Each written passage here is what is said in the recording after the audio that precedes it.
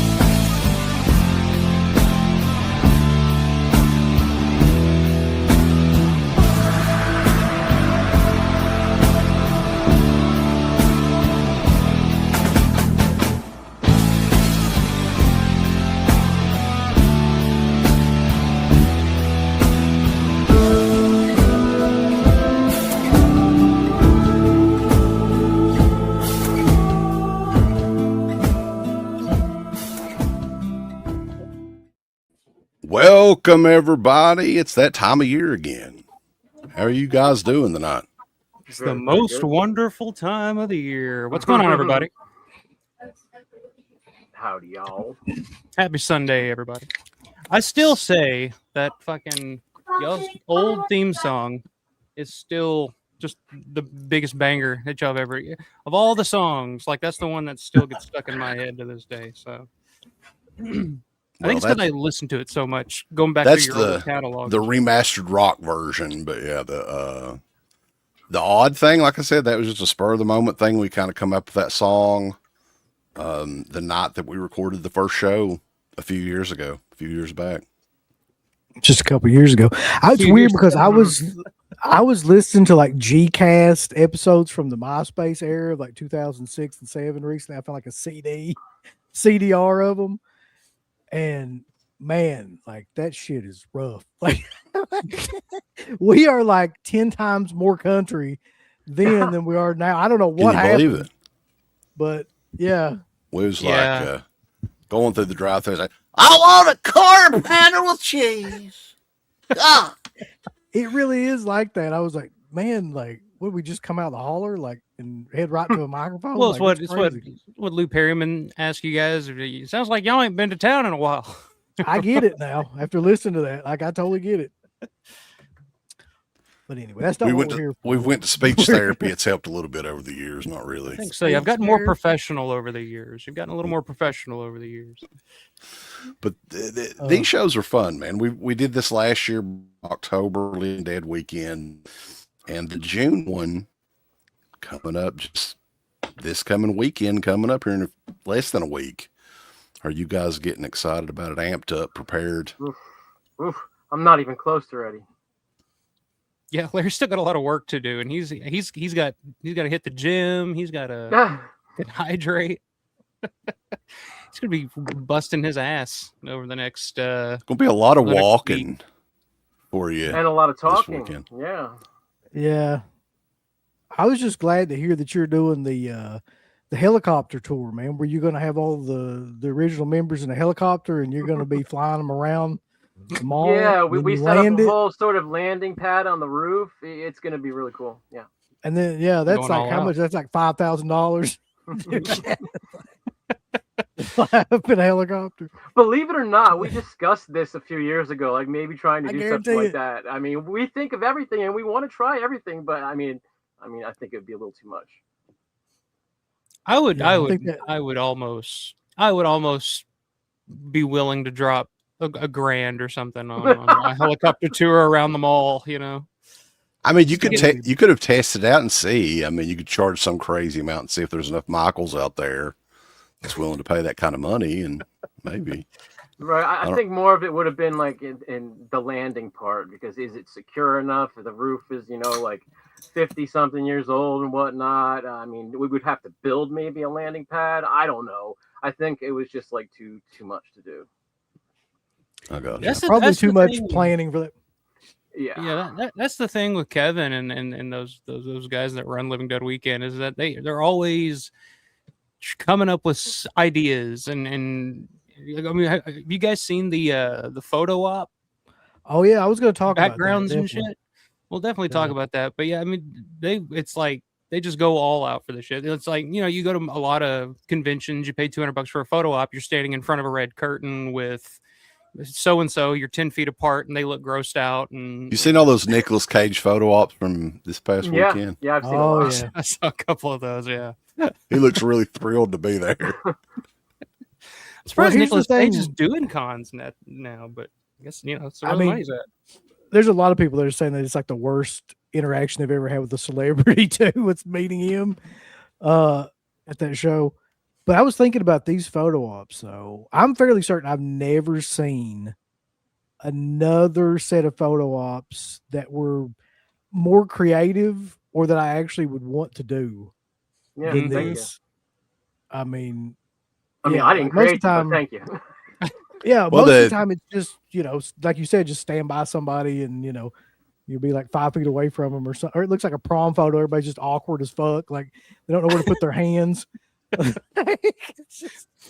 was the one? Was it who? It was the one. I forgot. What's the girl's name when that fucking photo op? That guy dressed like the Crow and she's standing there with her hand on her belly. Fruza Balk. Fruza Balk. Yeah.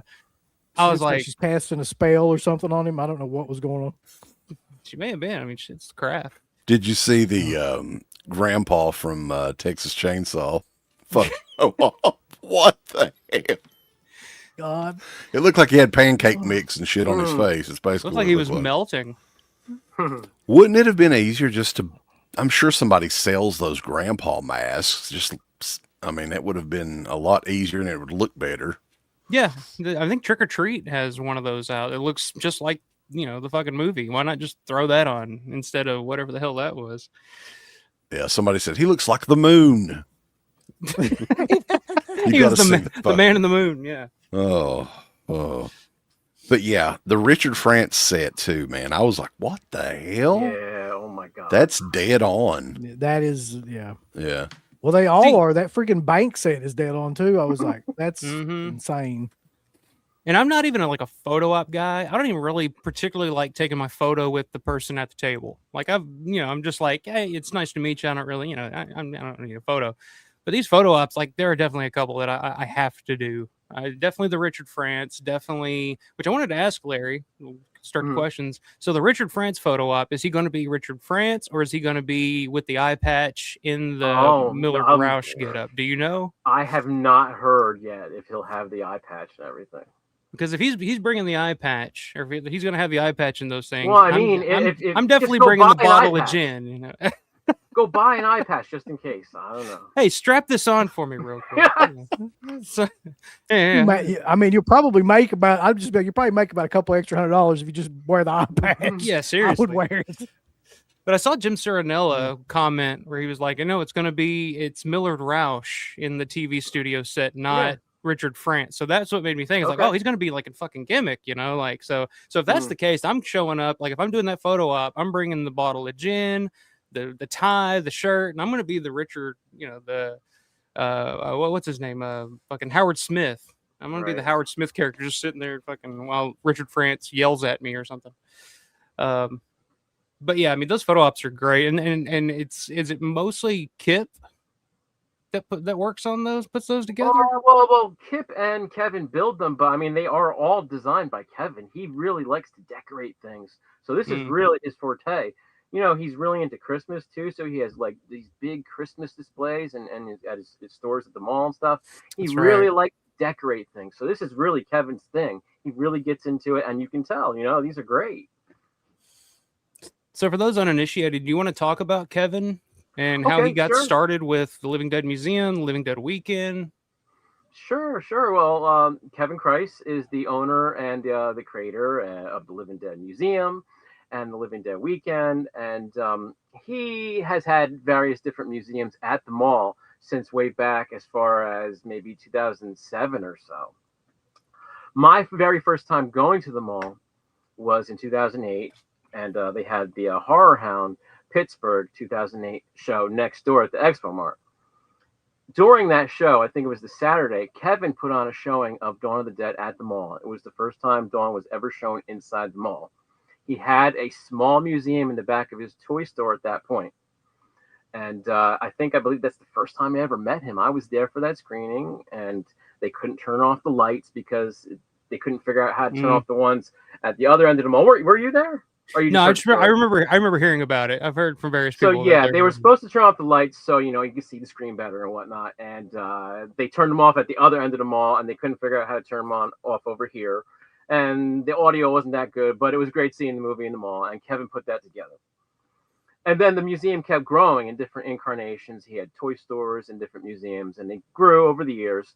And then it moved up to Evans City when they actually didn't want him at the mall anymore in 2012 or so, 2013. He moved up to Evans City because they didn't want him. Okay? So then we have the museum up there in Evans City, and we started doing the Living Dead Weekend, which rose out of the ashes of the Living Dead Festival. Gary Striner had been doing the Living Dead Festival for a number of years, but he didn't want to do it anymore. So we were going to continue it. But then as things went along, Kevin learned that the name was trademarked and stuff, so he couldn't use Living Dead Festival. So we changed it to our own name, which is the Living Dead Weekend. Our first show was in 2015 in Evans City. And we did a couple in Evans City, 15, 16, and then 17 came along, and the mall got a new assistant manager, Kelly Rodakay. And she really liked Dawn of the Dead and all this kind of horror stuff. And she's the one that got us, put back in touch with the mall since Kevin wasn't there anymore with a store or anything. And she put it through that we could have a show there. She made it happen. So that's when we started doing Living Dead Weekend Monroeville in 2017. And then we've been doing both shows on and off since, with breaks because of COVID and such. And so, what was the lady's name?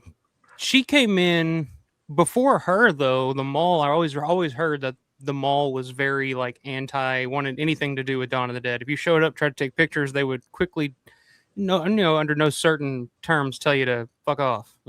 Right. Well, all through those years from back when Kevin had his first museum, small little ones in there, the general manager is named Tom Gerber. And they had, zombie walks back in the day in the mall. And they didn't like them after a while because afterwards there'd be blood and makeup smeared all over the ground and on different store windows and stuff. And they got pissed, and then they didn't want any more events there, and they didn't want to have anything to do with Dawn of the Dead and any of this stuff. And that went on for a number of years until Kelly came along, got the job, and then she was cool with it, and she's like, let's bring this stuff in. I think it'll be good. And Kevin always tried to push for events and stuff. And she came along at the right time, and he's always asking, and then it became a thing.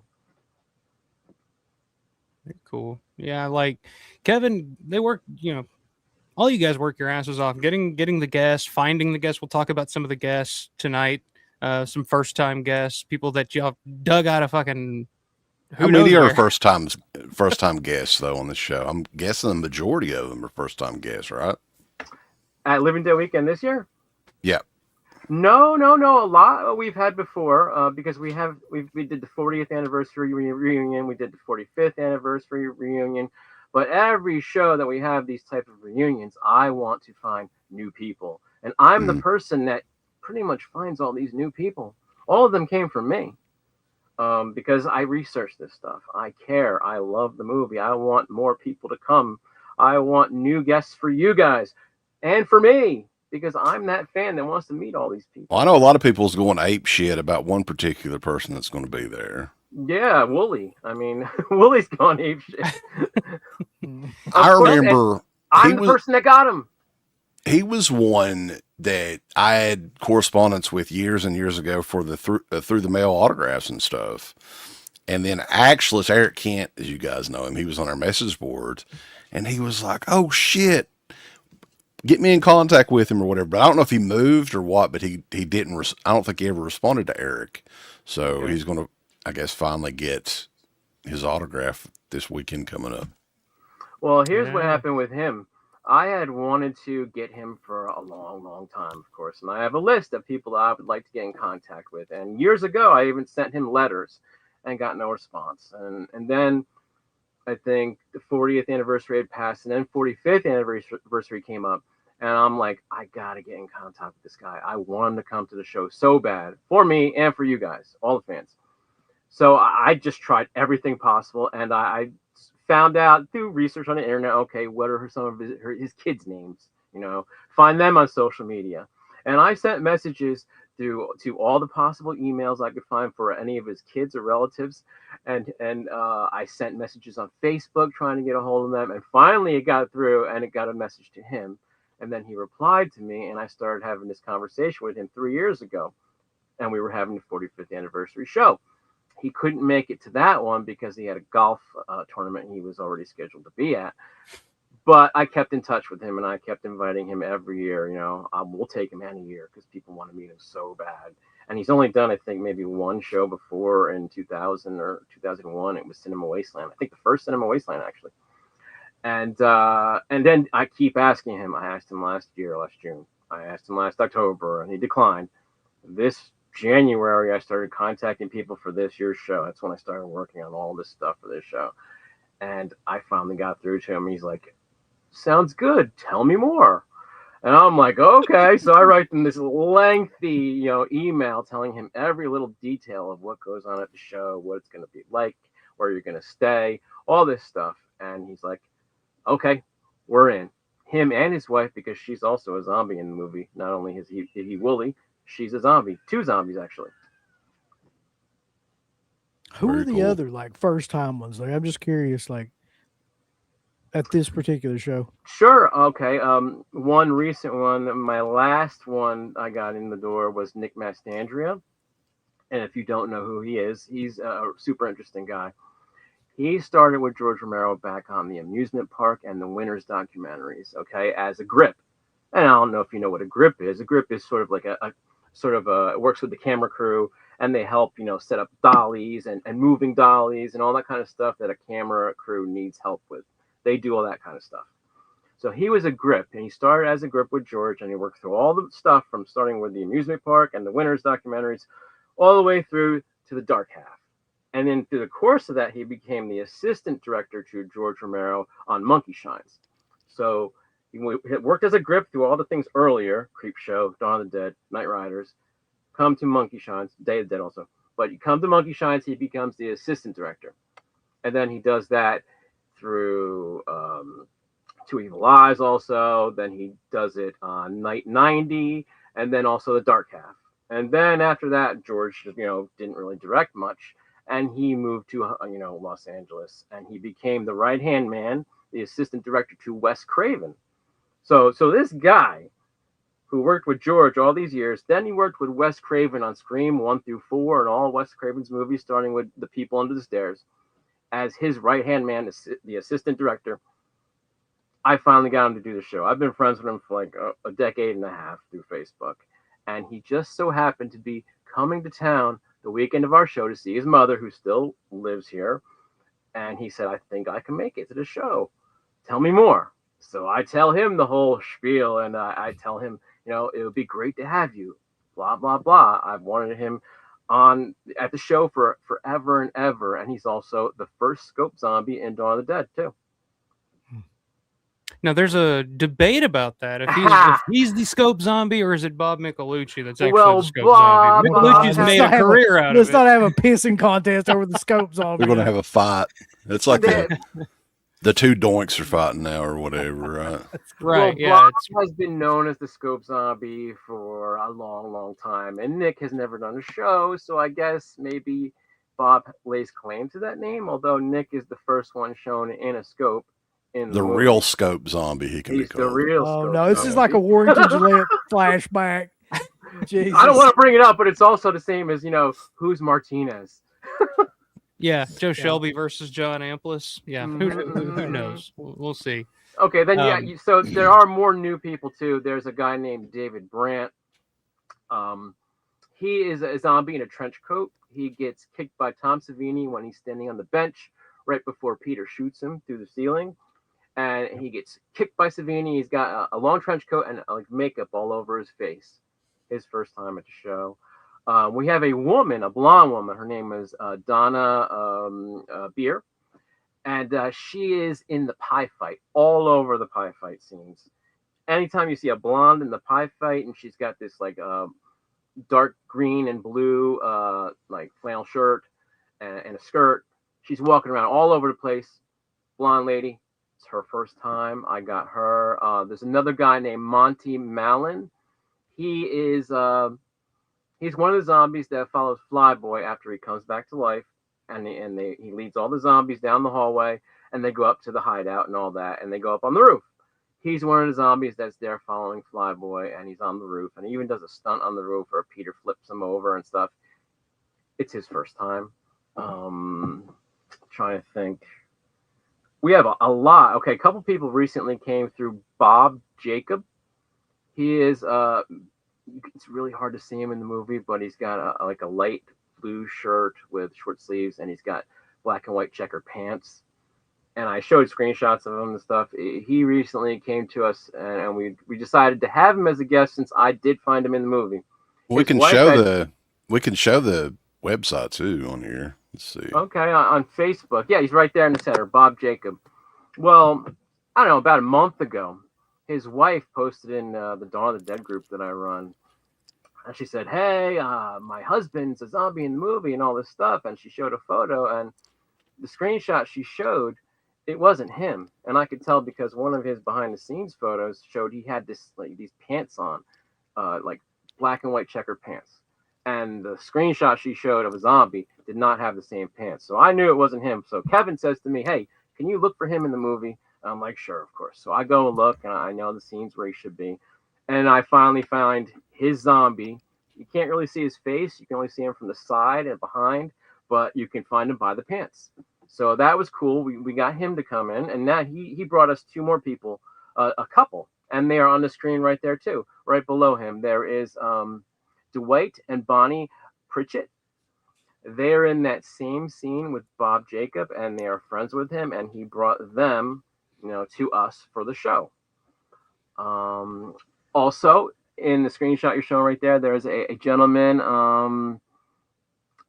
He didn't come through me. Daniel Victor Klein, Mike Ankus. Yeah, yes. I saw you guys Ankus. Finally got him on the page there officially. One of our Day of the Dead zombie dudes. He's a documentary filmmaker. I worked with him on Chasing Zombies 2 years ago. He's doing a new documentary called Zombie Redemption, and he found this gentleman, Daniel Victor Klein. He's going to be there on Sunday. If you want to scroll up a little bit, I'll tell you. Okay, another interesting one, cool one that came to us on his own through Marty Schiff is David Butler. You see him there in the center. David Butler is pretty cool. He's never done a show before. He's lived in New York for decades and decades, but he recently retired and moved back to Pittsburgh, where he's originally from. You would mostly know him, or most fans of the Romero films would know him from Night of the Living Dead 1990, the remake.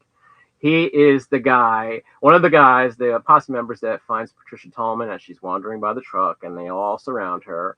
And Michael Lancaster loves one of his lines there. What's his line? What does he say in that scene, Mike? What in the name of Jupiter's balls are you doing out here, little lady? That's him. That's him. That's and then, of course, I'm excited to meet him for that. I just want to hear him say the line. Did you know that his brother is also in Dawn? Yes, his brother has passed away too about 2 years ago, unfortunately. Yeah, I was listening to that Savini and Chris Stavrakis commentary, and he mentioned that John Butler was also, he's one of the rednecks in the redneck scene. And I was like, oh, okay, I wonder if he's still in the redneck posse scene. They are getting coffee, if you remember that section, and he's standing next to Joe Abeln. And then when you see the posse members sitting in front of a tree and they shoot the one zombie out by the car, and the car, lights on fire, explodes. He's the guy that shoots the zombie. Oh, Okay. So going back to David, of course, that was John Butler, David's brother. David is that guy. Him and his buddy saw open the door, and Tony Todd comes up the stairs in Night 90, and then he shoots him. Okay. He's also in Dawn of the Dead, though. That's why we are having him at the show. And he's the guy that's next to the guy that shoots Flyboy in the elevator shaft, right? Yes. Okay. Yes, exactly. That's what I He's thought. running through JCPenney's in a couple shots. He also throws the first grenade when the bikers are entering the sort of loading dock area in the movie. And you can see that in his photo there. He's got the grenade in his teeth. He pulls the pin out and throws it. And Donna Beer, Yeah. is it beer or buyer? Beer. I've been saying beer, but I could be wrong. Hey, I'm all for beer. That sounds good to me. You can actually, there's a really cool shot of her getting made up in Roy Frumkis's documentary Document of the Dead, which Roy's going to be there as well. So Yep. That's where, like, when she jumped out immediately to me, because I love Document of the Dead. So when I saw that you guys got her, like, that's the first thing I thought. I was like, oh, she's the fucking girl from Document of the Dead, which you guys actually interviewed Roy Frumkis years ago. And to me, it's still like one of my favorite interviews you guys ever did, because like there's not a lot of people out there that ever interviewed Roy Frumkis, you know, as detailed and in depth as you guys did. Well, I had no idea. But yeah, it's going to be good to see him. I've never met him in person or anything. I think he used to do the Cinema Wasteland shows quite a bit. But other than that, I don't think he did any conventions. Yeah, I think he was a really cool guy. I mean, in terms of like, he always kept up, like, correspond back and forth and stuff. And his connection with Street Trash and everything too. Like it was just kind of. He was also perfect. He also wrote The Substitute, which I just rewatched a couple of weeks ago for the first time in forever. I grew up on that fucking movie with Tom Berenger and Mark Anthony, and it's such a goofy, over the top movie, but it's a lot of fun. There you go. Just has that VHS tape. Why is it that you always, no matter what movie gets brought up, you always have a fucking copy of it like in arm's reach? It's usually Garrett that does that, but oddly enough, that tape is for Garrett. I'm going to hand deliver it to him here in about a week. Is he going to get Roy to sign it? I don't know. Probably not. He should. Well, speaking of Roy, I have to tell you guys a scoop. Something nobody knows yet. Shit. Okay. Uh-oh. Here's the first scoop of the night. Okay. Roy is coming, as you know. Well, he is going to film new footage. Yeah, there he is. For a final version of Document of the Dead. Okay. Holy now that the mall's shit. closing and we're having the last reunion for Dawn of the Dead, he is filming footage. He's going to film me. He's going to film some of the tour. He's going to film a whole bunch of stuff, and this will go toward a new final version of Document of the Dead. You're hearing it here first. That's cool. Amazing. Yeah. Be a part of history, maybe. Well, I remember, you know? Document of the Dead was like, the first time that I saw it was probably on like IFC or Sundance or something like that. They used to play it all the time in like the late 90s. So that was the first time that I remember seeing it, and just literally it's one of those things that I just watched over and over and over again. It's one of those documentaries that you just can't get sick of. So that's very cool though. Yeah. And there's like multiple versions of it too throughout the years. Like there's the original, there's like a 66-minute version that came out in the late 80s, which is like, you know, it ends with Dawn of the Dead, and then they added more to it, and then there's a second version which had the stuff from Two Evil Eyes, which that was the first version I ever saw. That was the version they used to play all the time on IFC, because that's the first place I ever saw that documentary. And then there was the definitive Document of the Dead, which included some footage from, you know, Land, Diary, and Survival. And so Synapse did that one, I think, right? Right, but yeah, that's pretty cool that he's kind of documenting the end of the mall too, you know, like right. I mean, and I was asked to be a part of it already, so I'm like, yeah, I'd be honored, of course. Yeah, you have to do that if nothing else. It's like a full circle kind of thing for that, though. I mean, for him to do all that and then do it at the end of it too. Right. We've got a super chat here from PFM, dude. Dawn of the Dead is a good movie, he says. That's like the understatement of the year. We appreciate it. I can agree with that. Thank you, Paul. Yeah. Thank you, Paul. Yeah. Let me get to a couple of these comments real quick, because there's a bunch of them piling up on me here. Tribe Called Fresh says, "What's up, Larry? See you next week. I've been coming for a few years. Finally doing the tour on Sunday. Cool. Good to have you. Leaving Dead Weekend. Here I come. What's up, man? People are asking if you're really gonna do a helicopter stunt. No, Well, it's got to happen now. We've got to do it. Just kidding around. Yeah, Jackson Jack actually asked, "Are you really going to have a guy stand up into the helicopter propeller?" I mean, that's the thing. It's like you guys have done effect displays, like squib shots and stuff in the mall before. You did it last year. Was it last year? Year before? You guys did it with Bill Keys, where you had I guess it reenacted was the 20, maybe the 45th anniversary show, but I can't keep it all. Yeah, so you never know what the hell they might come up with, but Larry missed last year. Your wife had us on the wait list, but didn't pan out. You and your wife are great. Can't wait to roll with you on Saturday. Thank you. Yes. Thank you. Margaret is a saint. Yes. Margaret Jim is says, a "My saint. first Living Dead con coming on Saturday. My first and last time at the mall." Yeah, unfortunately, You're that's gonna love probably it. true. Yeah, Although how many people in the chat are coming for the first time? Because I have a few friends that are finally, they wanted to come for years, and now they're finally saying, "This is my last opportunity to get to the mall before fucking Walmart comes in." So how many people in the chat have actually are coming, and this is your first time at the mall? Raise your I think hand. it's a everybody. lot. Yeah, I think it's a lot of people. Show of hands. Yeah, I've Well, heard this that a is lot. going to. I think this is safely going to be the biggest Living Dead weekend ever, right? For sure. Probably ever. Right. Ever. Yeah, there's just tons of people saying that they're coming from different places in the U.S., like all over. Shit, all over the world. I know people coming from Canada. I talked to a couple Canada. from Canada last year. Yeah. Yeah, the only thing official is that Garrett is going to be there. I can't get Mark to fucking come, so It's the first time meeting Garrett in person ever, so this will be interesting. We Cool. could clash in person, right? It took a momentous occasion like this to finally get Garrett and Dead Pit. Born to be Rad and Dead Pit. The Rad Pit together in person in the flesh for the first time. I'm excited to meet Garrett too. I've never met him either, obviously, but it'll be cool. It'll be cool to... Well, I guess we can mention too that Garrett is making up some limited edition posters to just hand out. So just ask for one. And yeah. Dr. Dan says, I'm assuming you've tried to talk to Cliff Forrest, and he had That is a good question, I would say, and I have a story about it. Okay, I've wanted him, of course, to be at the show forever because he's the first man and first voice you hear pretty much in Dawn of the Dead. He's the one that says shit really hits the shit's really hitting the fan. Mm-hmm. He's right there. He's in the beginning scenes, and he worked on the movie as a grip and such and whatever assistant. So I've wanted to get him at the show forever, and we've had his sister, Christine, many times. So I tried to figure out desperately how to get a hold of him for this show. So back in January when I started, working on my list, I had a list of people I want to work on for this show. He was one of them.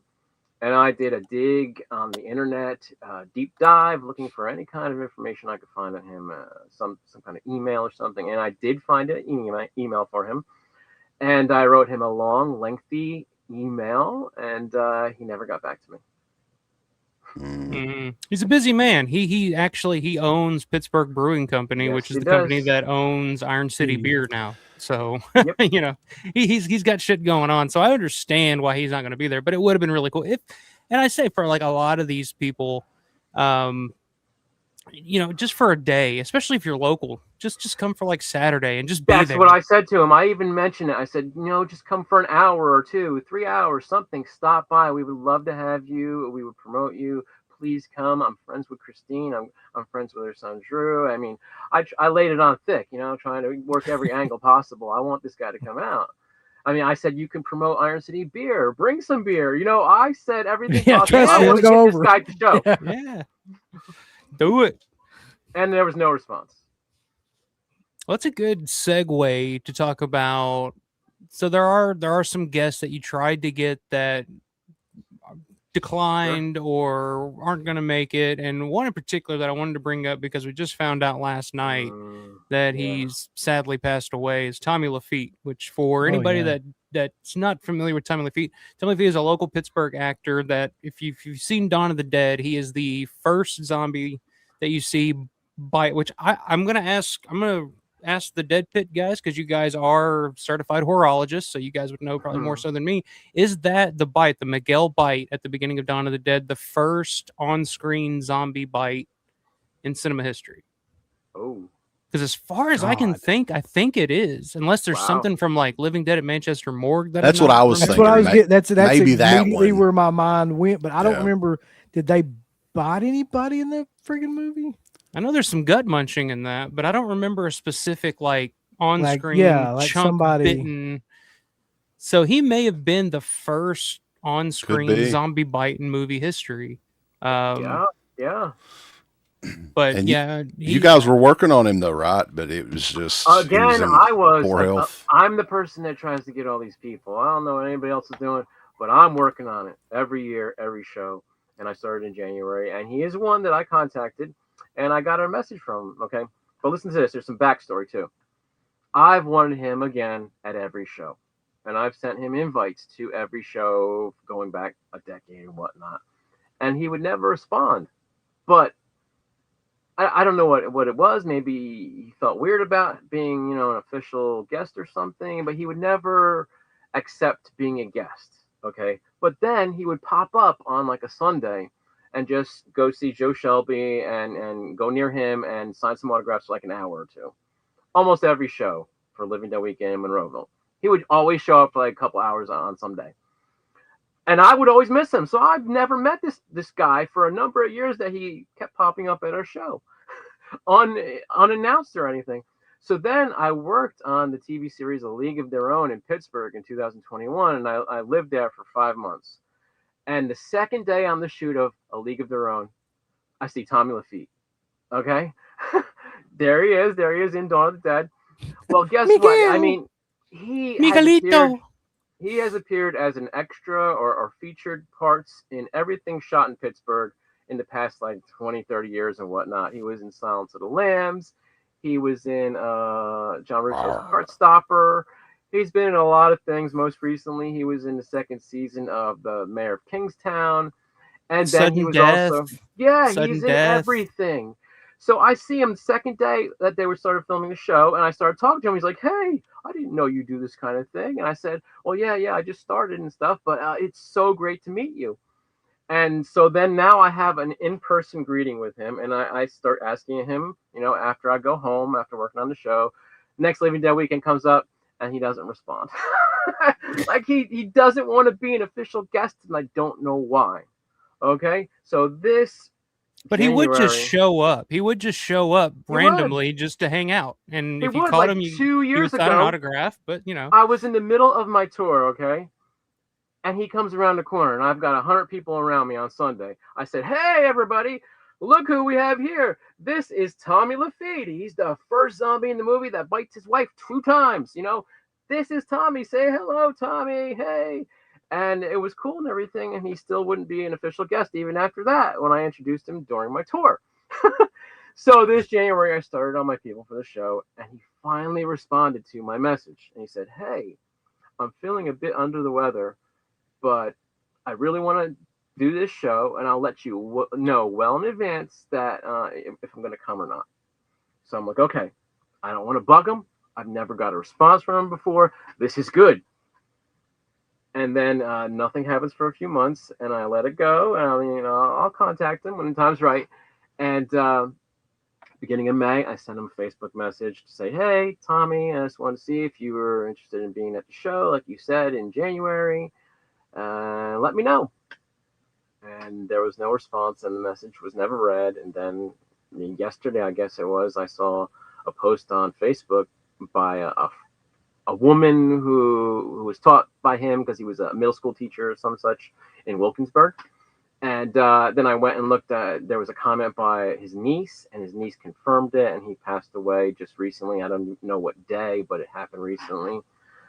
So it had to be fairly recently because I was looking last night and I couldn't find like an official obituary or anything. Just I did see a couple of posts on Instagram from, because he was a teacher, and so I saw some of his students had mentioned it on their Instagram, stuff like that. But yeah, it sucks because the first thing that I thought of I mean, it sucks for more reasons than this, but Yes. first thing I thought of was my buddy Will. Like, that's his white whale. He's always wanted to meet Tommy Lafitte and get his autograph and talk to him. He's tried for years and years and years. And we were just talking about that earlier in the day yesterday about how he was like, I'm going to bring a fucking 8x10 just in case he shows up, and I'm going to be ready. Yep. And then you break the news to me last night. I was like, oh man, Will's going to be fucking heartbroken about that. I mean, I'm heartbroken too. Yeah. I printed up like 11 photos of him in Night Riders and Dawn of the Dead, different shots for him to sign just in case he showed up. And then now it's all for nothing. I mean, and it's very sad, of course. You know, I only met him those 2 times that I mentioned on the set of A League of Their Own, and then when I was in the middle of my mall tour. So I never got all my stuff signed by him either. So that's sad, and of course it's sad for his friends and family and everything. We always remember him. Oh yeah, I mean, it's iconic. You know how like fascinated I am with that fucking character, because I've gone on 15-20 minute long diatribes on my channel just talking about that, you know, the zombie, the background, like his motivation and shit, just nerding out, because I think it's just fascinating, the idea that he just bypasses everybody else in the in you know, Roger and all. It just bypasses all those, goes straight to his wife, and just like this, the instinct in his brain to be like, I got to get home or my wife's going to kick my ass type of thing, you know. Right. You know, such a good shot right there. Yeah, he's a good husband. I got a question though, Larry. Sure. Like, of the people in Dawn of the Dead, how many of them that you've like really tried to get have never done a show? Well, every show I try to add some new people. So there are, like Michael mentioned earlier, there are people who have turned me down. So, for example, this year, this show, I figured out 2 zombies in Dawn who were a couple, husband and wife. And once I realized what they looked like, because I found them through some group on Facebook or something, once I realized what they looked like, I spotted them all over the movie. And they would have been great guests. And the dude, he has some great photos on his Facebook account. And I asked him if they would both be guests or just him, whatever he wants. And he politely declined. But they would have been great guests. Another couple. Yeah, another couple. And there are a lot of couples that were in Dawn of the Dead. So people do turn me down. Here's another interesting one that it's a little bit odd. I won't say the guy's name, but it's a guy. He is a zombie, and he was having a weird time with charging for autographs. And I said, well, and he also didn't want to have a table.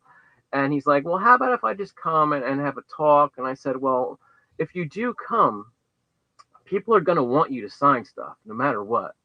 So you might as well be an official guest, and then you might as well sit at a table and charge for signing your autographs, because if you just come and talk, people are going to get you to sign stuff no matter what.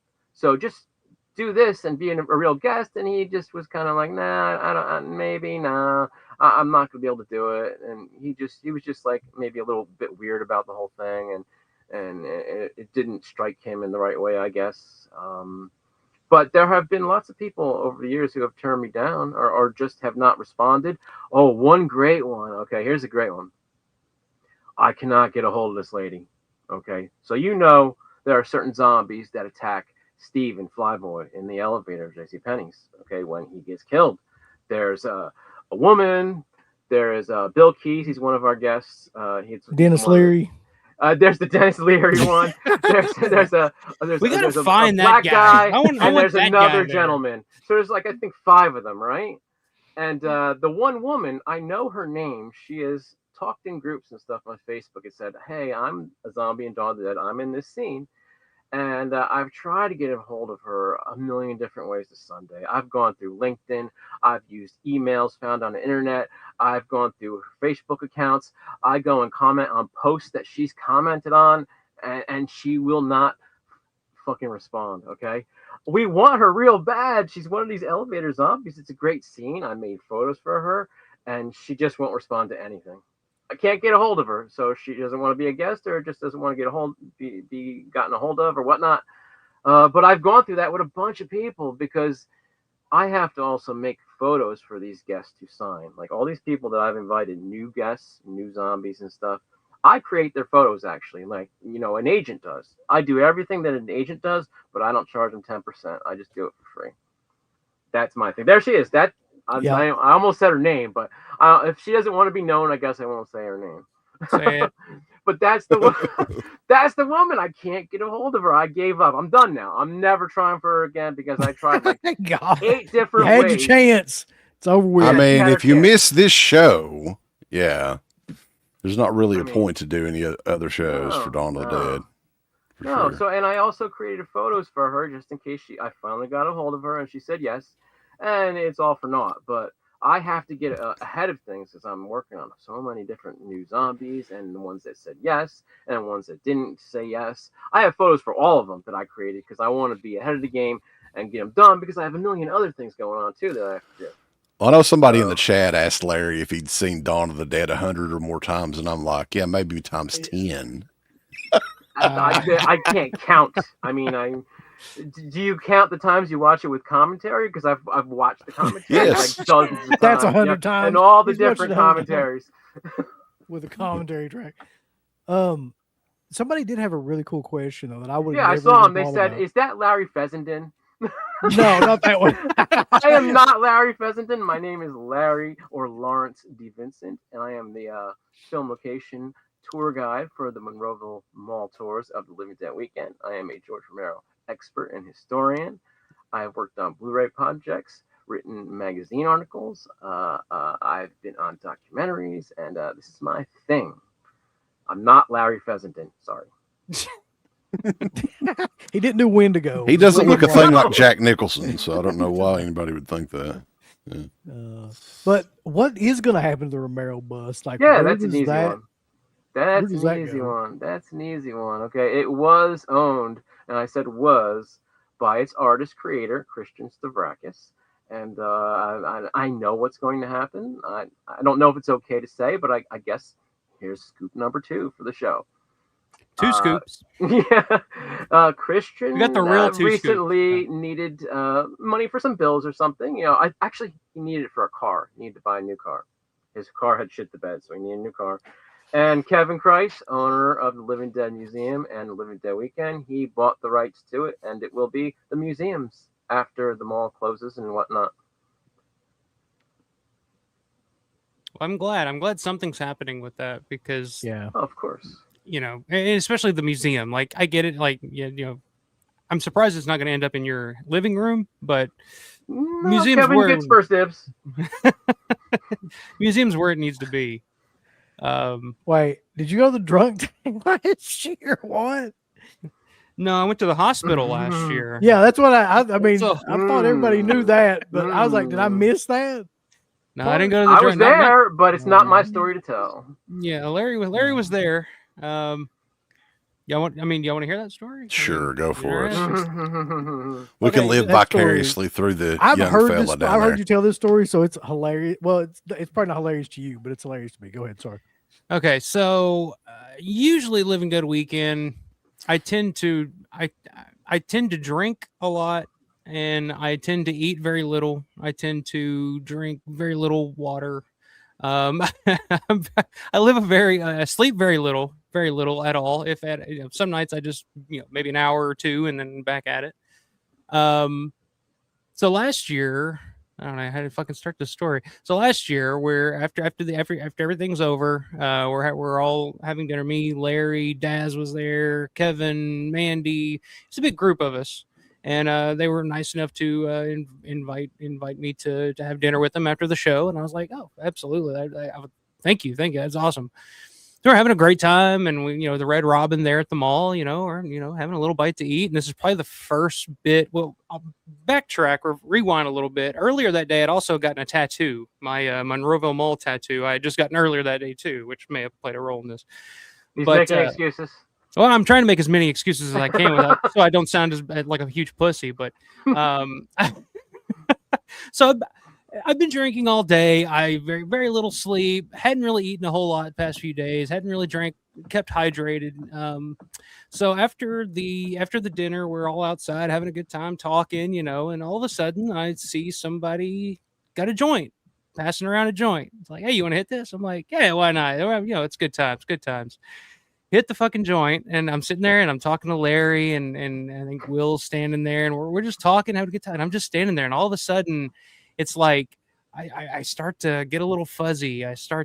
My brain starts to wander a little bit. I black the fuck out, just completely, just in the middle of just like a sentence, just black out and stumble around, hit my head on the door of the Red Robin, fall out in the parking lot of Red Robin, and then I guess I'm out. I don't even remember most of this. I guess I'm out in the parking lot, just laying there in the parking lot for a period of time. And then I get up, and it's just like, from hitting my head and everything going on, I'm just like completely out of it. Like, just, I have no idea what's going on. I can't get fucking control of my thoughts. So finally, after a while, like, I'm trying to get my bearings together, and I can't do it. And I'm thinking, like, man, I don't know what's happening. Like, am I dying? Like, what is going on here? So, Fat Pig, I mean, it may have been I don't fucking know.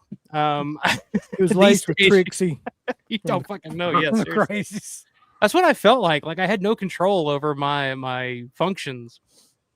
And so finally, like, my buddy Will's with me, and I'm like, all right, I got to get back to the hotel. Like, I gotta lay down. Once we get back to the car, though, Will just kind of looks at me. He's like, you want me to take you to the hospital? I'm like, I think so. I think I need to go. So I end up going to the UPMC in fucking Monroeville, checked in, looked me over. I had a nice little bump on the back of my head. There was a little bit of swelling there, but for the most part I was okay. But yeah, it was a shitty way to end that Sunday night for sure. But yeah, so I that was on a Sunday night. That was at the very end of the show. That was at the very end of the show. And I was supposed to meet up with some buddies to go up to the rooftop of 247 the very next morning. We were going to go to the roof where they shot, the scenes from Dawn of the Dead on the roof of 247 Fort Pitt Boulevard. And I remember sitting there in the hospital, and Will is sitting there with me, and Will's like just the coolest guy in the world. Like, for some reason, somehow, like, I couldn't remember my own like social security number and shit, the stuff they ask you at the hospital. And Will somehow knew all this shit. So, I was just like, you're like the best person to be around in a time of crisis, because you know all this shit when I don't. But I'm just sitting there, I'm looking at Will, and I'm just like, dude, I'm sorry, but I don't know if we're gonna make it to the roof tomorrow. But the next day came, and I was like, fuck it, we're going to the roof before we go home. I'll tell you right now, that's a good friend, because if CK goes down, ain't no way in hell I know his fucking social security. I'm not even sure I know his birthday. He's gonna die. So lesson learned. In October, I made sure to eat. I made sure to eat. I made sure to drink plenty of water on top of all the Iron City beer and stuff I was drinking as well. And I was, it's fine. And I don't. That's the lesson, kids. Don't smoke somebody's weed. You don't know where the hell it came from. Right. You never fucking know. Although if you're walking in downtown Pittsburgh, the contact buzz will get you as well. There's no escaping that. It's either the best or the worst weed of all time, depending on how you look at it. Yeah, and I'm a seasoned smoker. Like, I'll let you guys know. Like, I've smoked my fair share of weed in my day fairly regularly. I don't know if we ever. Scary proposition to be like, oh fuck, I don't know if I'm handling this. What's going on? In downtown Pittsburgh last year, though, we hit up a Dairy Queen. Do you remember this, Uncle Bill? And you remember the underground dungeon bathroom that place had? Yeah. I swear to God, it reminded me of the Goonies, where he's looking for the bathroom underground. What is it with the Dairy Queens in that area? Larry has an amazing Dairy Queen story if he wants to tell it about our buddy Daz and their experience in trying to visit the 90 farmhouse. Do you want to tell the Dairy Queen story, Larry? I mean, it's a good one. Yeah, I thought I told it on the last show. Maybe I don't know. Do you guys remember that? I don't remember the Dairy Queen part. I remember talking about the farmhouse. Shitting in the woods or something like that. Yes, that's the story. I mean, we had went to Dairy Queen right when you get off at the exit for Washington, PA. It's right there before you head out towards the cemetery and the house from Night 90. And we had Dairy Queen beforehand. And Daz said that, the Dairy Queen is what made him have to have the shits in the cemetery and that whole story. And I said that it was actually the guy with the gun that scared the shit out of him, not Nervous the Dairy shits. Queen. Yeah. Yeah, that's the thing too, guys. If you're visiting and you plan on hitting up some locations, which we can talk about, I actually had some questions here that were sent to my email that somebody was asking. So I'll hit on this too, and we'll talk about the Night 90 farmhouse and just keep in mind, like if you're visiting certain locations, be aware that these are places that people live. You know, yeah, and some people, have guns, so keep that in mind. But I had some questions come in from Brian to my email. Brian Rosenquist. Okay, I know who that is. Sending a couple questions. He said, for people coming to the convention who might have a few extra days in town, what are some of your favorite filming locations from the greater Pittsburgh area, excluding the Evans City Cemetery, because everybody knows about the Evans City Cemetery? Any from Martin or Night of the Living Dead? And I guess to tack on to that, he also had a question: if somebody was considering a sightseeing trip to Braddock solo, are there any precautions you would recommend? So talk about some of the locations that you would recommend some people check out if they're visiting Pittsburgh for the first time. Well, I mean, you should any Romero fan coming to town for the first time, you should go by George's old office building at 247 Fort Pitt Boulevard. Okay, there are a bunch of reasons to go there. Of course, it was Romero's old office building, and in the basement they filmed the basement scenes of Night of the Living Dead, and on the roof they filmed the rooftop scenes at the beginning of Dawn of the Dead. Of course, you can't get to those spots, but I mean, it's a cool place to visit. It's in downtown Pittsburgh on Fort Pitt Boulevard. What else? I mean, I always like to go to Margaret Morrison Hall. It's a part of Carnegie Mellon. It's the Horlicks University from Creepshow. It used to be open all the time, but I think recently I went back and it has some kind of key card entry thing. But for years it was just open. It was wide open. You could just walk in.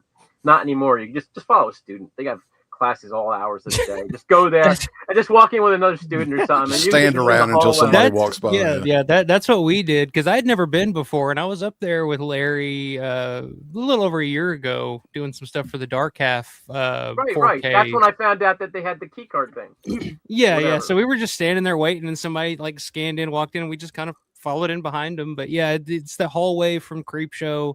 It looks exactly the same as it does in the movie. That's always a coincidence. Of course, it's got the exterior there as well. It looks exactly how it does in the movie when Hal Holbrook's, backing the car up to load the crate in. So yeah, that's a cool one to the Creepshow house too, from the wraparound in the beginning. That's a definite must, because that's in Monroeville, and that's right next to where the airport used to be, the Harold Brown Memorial Airport. And they provide props and everything, or they did when I was there. Yep. Yeah, they always do. They got the pumpkin in the window, the trash can out front with the comic book inside the trash can, and they got a little book for you to sign in and let people know, where you're from, and so they're really cool. They play into it. A funny story though. Right next to that, and right next to where the airport used to be, is the red house from Dawn of the Dead. If you're watching Dawn of the Dead and you see the scene where the National Guardsmen and the rednecks are, walking up and down the road there, you see a red, like, barn-looking house in the background. That house is still there. It looks exactly the same as it did in the movie. And the girl that actually did my Monroeville Mall tattoo that works at the mall actually owns that house now and lives there. So as she was doing my tattoo, she's like, you want to hear, a funny story? Like, that house, I guess it's from the movie. I live there, and there are people all the fucking time just parking in front of my house, wandering through my yard, peering in my windows. And she's talking to me like I'm an ambassador to the Romero fans. And she's just like, can you tell them to, like, stop? Because it's getting really creepy. And I'm just like, I'll do my best, but so yeah, that house is still there in Monroeville. But I was having this conversation on one of the streams I did recently. The idea that once the mall is gone, there's really not going to be much of a reason for Romero fans, Dawn fans, to even visit Monroeville.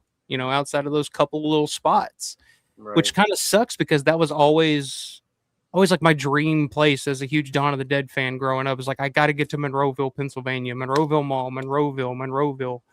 And once the mall is gone, the airport's gone. It don't even have a fucking Permane Brothers there. I'm sorry to hear. I'm sorry to tell you that, CK, but they don't even have a Permane Brothers in Monroeville anymore. That's man. good news for me. Yep, me too.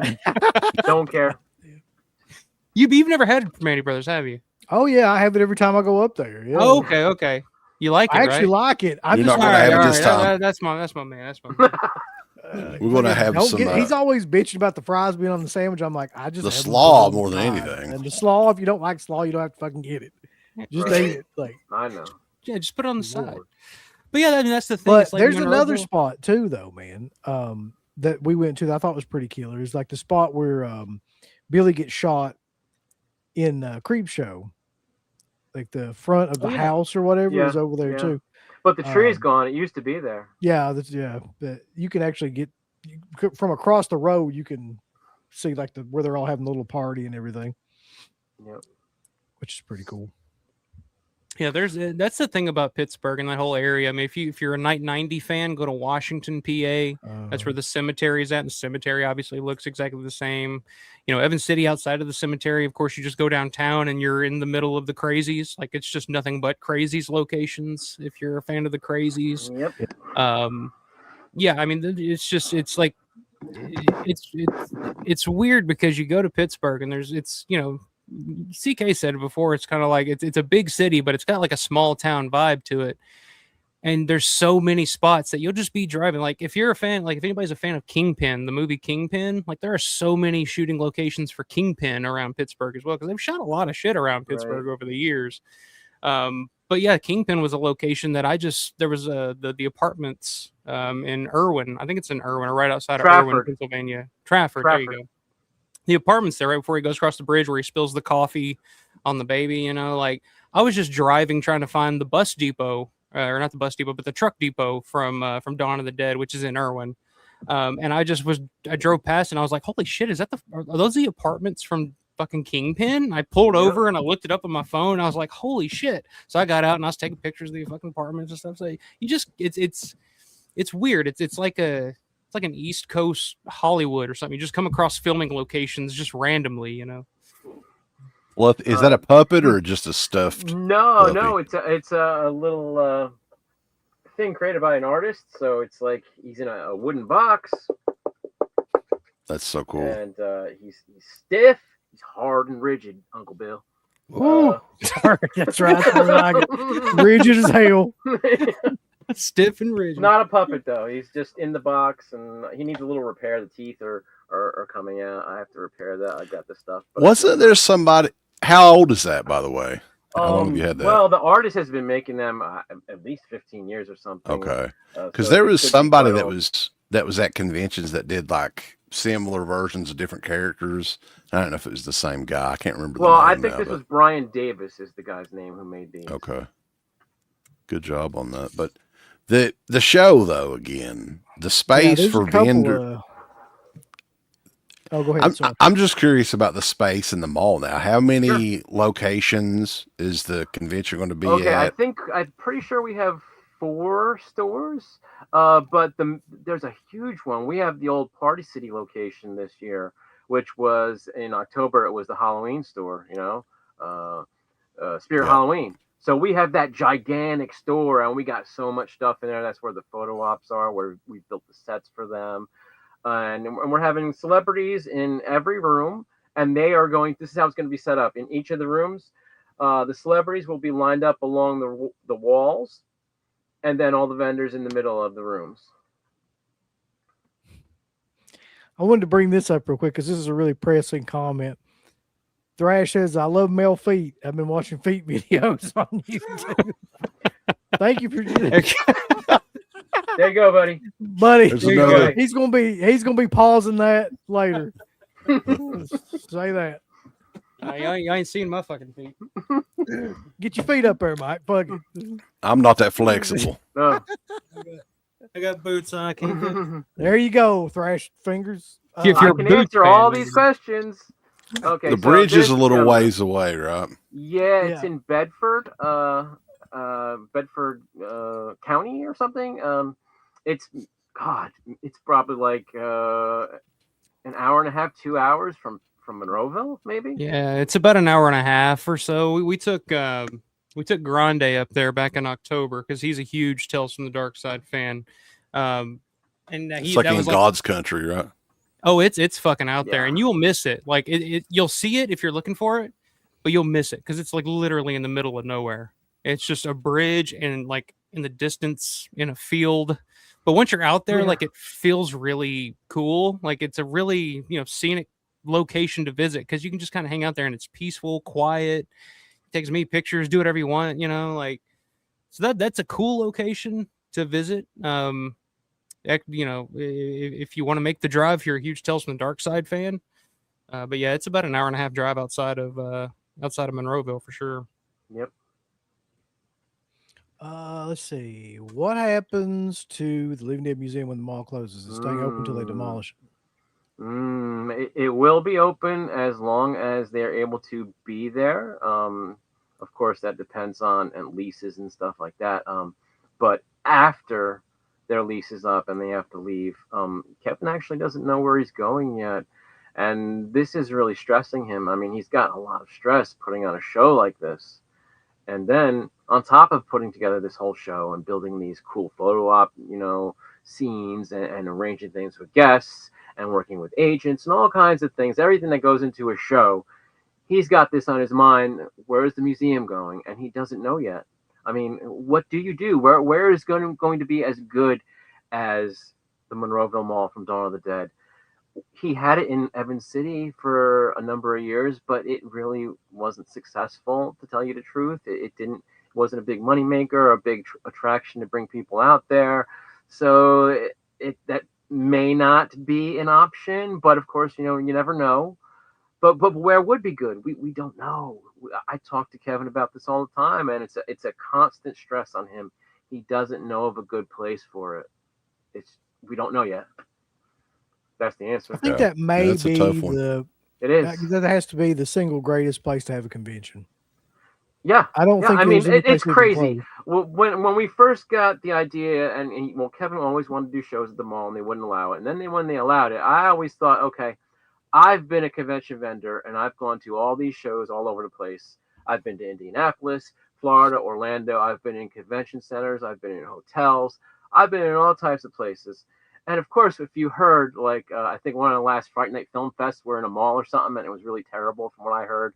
Something like that. You remember that shit? Oh, the raccoon! I missed him. But when you think of a convention at a mall, you think it's kind of corny. Like that probably sucks. But for our show, it fucking works, and it works amazingly, and it has worked amazingly because it's a film set from the movie Dawn of the Dead, which is one of the greatest horror films of all time, one of our favorite films, all of us here. It fucking works, and it works in an amazing way, and the show has been great there. And where do we go next? We don't know. I've got to go look up photos from that Fright Night Film Fest now because I completely forgot about that. But I remember. Yeah, I didn't go to that one, but I remember it. Lexington Mall. It was the Lexington Mall that had been closed for like 4 or 5 years, and they reopened it for that weekend to do the convention there. And they found like a dead raccoon in one of the and I remember somebody made like a sticker and a magnet of a dead raccoon that had like Fright Night Film Fest that year. I had like a raccoon laying up like that. I had that forever. Was that pretty much the nail in the coffin for Fright Night Film Film Fest? I think. Yeah. They were just like, all right, after this, fuck it, we're out. Like, we ain't go. We got nowhere to go after this. Yeah, good times. Okay, if we get a photo op, it says good up to 4 people. So to save money, I can go in with 3 people, with 3 other people. I'm a solo traveler, so splitting it 4 ways would be yeah, that's correct. So I mean, if you get 3 people on a photo op, it's like $150. You split it, $35 each or something, whatever it comes out to. That's not bad at all. Yeah. Nope. And you get a digital copy of the photo too, so you can make more copies. Yeah. Yep. It's not that bad. Has it ever been decided if they're doing an October? I thought they did say they were doing an October show. I mean, we have it planned. Okay, we got to plan these events a long time in advance and to make sure we get the people booked and all that. So we've been working on an October show, and it's our plan to have the October show, but we need to have the contract signed before we can say it's official. So it's up to the mall to sign those contracts, and it's up to them right now. I don't know anything further. We have it planned, and we are waiting on the mall to okay it, and hopefully it'll happen. Killer. I think I'm caught up on the questions. Alpha, or sorry, Mike. We're not gonna fucking do this shit anymore.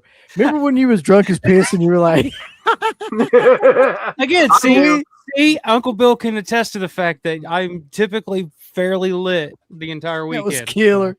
I was like sitting there thinking, I mean, why the fuck would I care? Like, yes, call me. Like, I was there when he said it.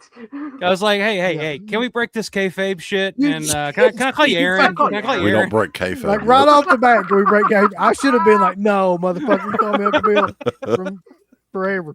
Can you bring up the photo ops on there? Because I wanted to talk about that for sure, because that's like one of the greatest things I've ever seen. I don't know if you can find any pics of some of those. I think they posted them on the stage on the Facebook page, but they're insane. Find those. The one thing while he's pulling that up though that I wanted to mention, ask Larry, because we're talking about some scoops, and I don't know if you know. Sure. April the 1st this year, Vinegar Syndrome had a mystery title. Yeah. Major city in Western Pennsylvania or the Pittsburgh Project. Do you have any idea what that is? I remember that sort of announcement, whatever you want to call that, and I don't know what it is. I'm not aware. I was hoping for nothing you worked on. No. I'm not worked on anything. I was hoping it'd be a 4K of Children Living Dead. Yeah, sure.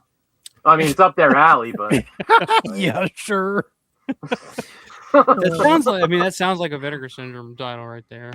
Which I know Slippy would be all for working on that. He said it in the past multiple times that that would be a dream project to do a documentary about what a fucking disaster that movie turned out to be. And the documentary on that would be far more interesting, because I don't know if you guys have ever listened to Tor Ramsey, the guy that directed the film. If you've ever listened to him talk about his experience working on that, it's some of the funniest fucking shit you ever heard. Just dealing with the fucking people that he had to deal with on that. Yeah.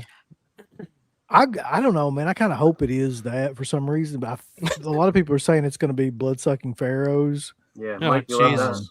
Don't fucking say it.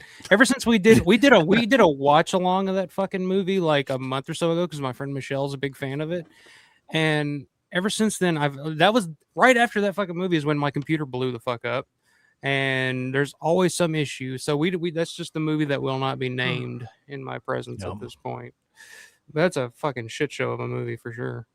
Looking for. So along those lines, going back to that last question from one of the viewers about the October show, a lot of people keep asking, is this the last Living Dead weekend? And no, we don't want it to be the last Living Dead weekend. It is the last big Dawn of the Dead reunion that we're ever going to have at the mall. But it's not the last Living Dead weekend. We hope for the October show, just waiting on the contracts, like I said. And I mean, Kevin would like to do more stuff in the new year before the official close, but he's getting the indications from the mall people that it's probably not possible. They probably won't allow anything in the new year. But I mean, if there was some kind of get together we could form or do or put together, Kevin would do it, and he wants to do it, but we'll just have to see. We're playing it by ear. I mean, we were talking. Oh, go ahead. No, I was just to piggyback off of that. I mean, we were talking, I guess it was on the last stream we did over on my channel, was like where would Living Dead Weekend go after the mall? I mean, you can always go back to Evan City, I guess, but as Larry said, it's not. It didn't work there when we had the convention center there. Kevin didn't make any money. He actually was in the hole on those two shows we had up there at the convention center. I say if they're the logical place, but it's fairly impossible, would be the Wampum Mine. Could you imagine going to a fucking We've convention tried. down We've the wanted to do a mines show there. and They decline. They don't want to do it.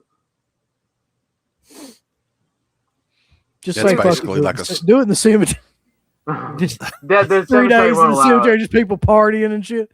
They won't allow it. No. No, I would imagine that would not be. I mean, that's the sad thing though, is because that's what made this show so unique. So, I mean, it's like, do you do a hotel convention center or something like that, or where do you? I mean, nothing's going to beat the mall, of course, but No, I mean, we could rent out part of the same convention center in Monroeville that the Steel City Con uses, but is it really as good? Is it going to be the draw? Is it going to be worth it even without the mall?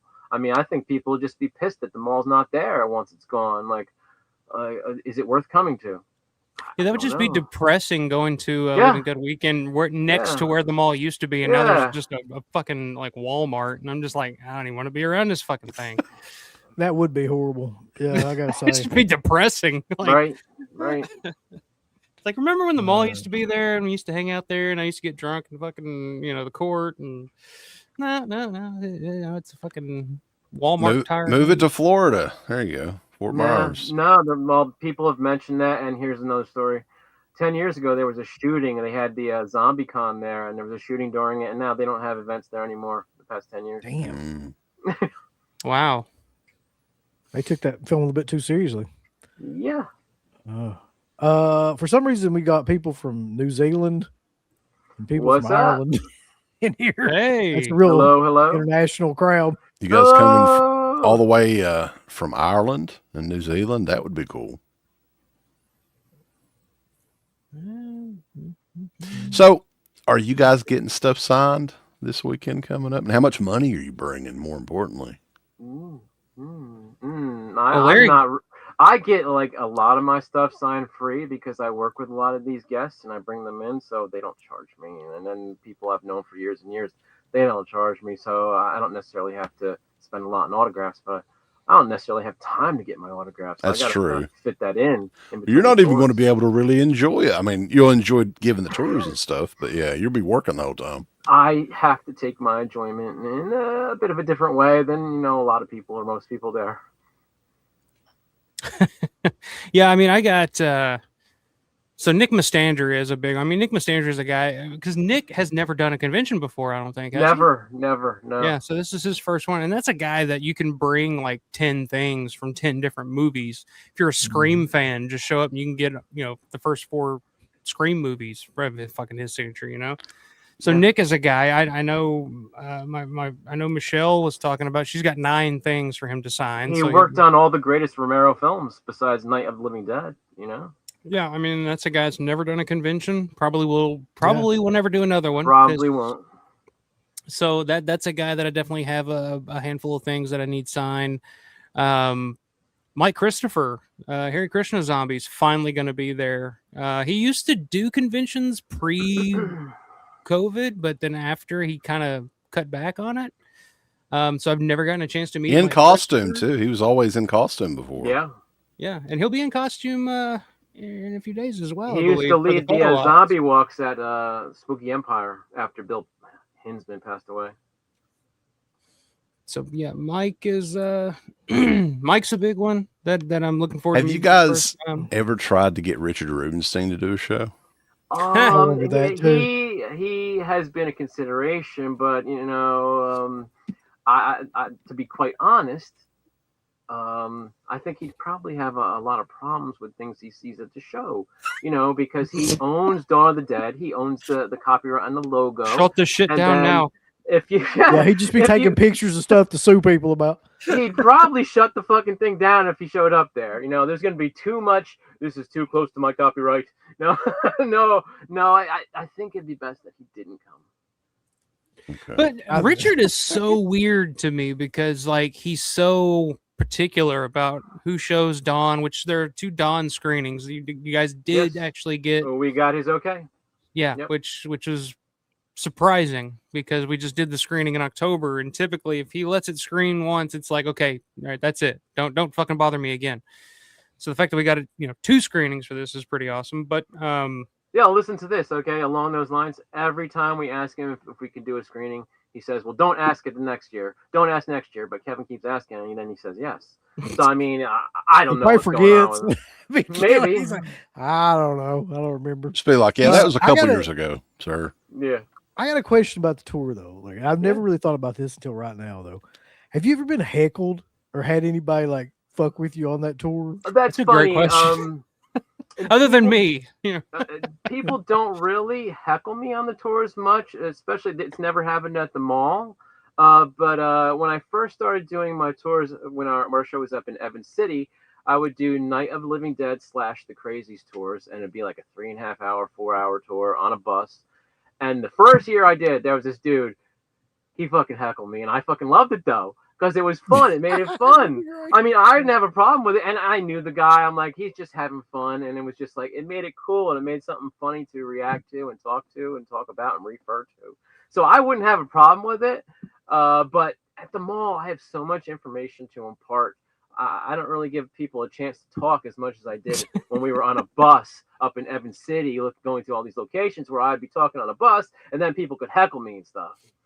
Yeah, you don't really give anybody a chance to get a word in edgewise on those tours. You're just like, all right, this is where this happened, and then this and this and this, and let's keep, it's not. I want to make it my mission to just jump into one of those tours and heckle you, and then just leave. Hey, I don't care. I'm fine with it. I can react to it just fine. I just imagine fucking Randy Quaid and Vegas Vacation on the tour of the fucking Hoover Dam. He's like, you got any damn bait? Or Beavis and Butthead when they're on the tour. He's like, oh wow, that's not that much. That sucks, I mean, the tours are completely sold out, though. How many of them are you doing over the weekend? There are 6 tours at this show. It's the most I've done since the first year we had Monroeville. 2017, we didn't know what to expect or how many people were going to show up for our first show at the mall. And we had 6 tours that weekend, and they weren't even close to fully sold out. Only maybe 2 of them sold out. And then other ones, there was like 18 on the first one on the Friday. Sunday, last one was like, I don't know, 23, 26 people. So those didn't sell out. And I'm like, this is too much. We got to cut it down to like 1 per day. And that's what we did for many years, unless it called for another one. And then last October, we did 4. We add an additional one from the original 3 whenever we need to. But the demand was so crazy at this show, we ended up doing 6. Which, if you guys have never taken Larry's tour, let me just tell you, 1 a day is like, that would be enough for me. Like, I that would be it. I'd need to go take a nap afterwards. It's a 3-hour tour, also a 3-hour tour.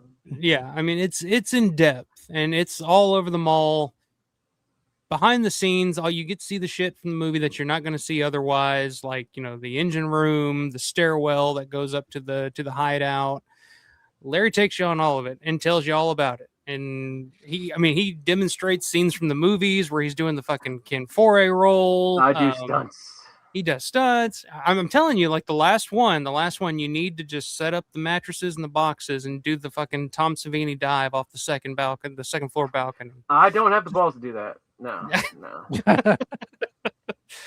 But so yeah, doing 6 of those in one weekend.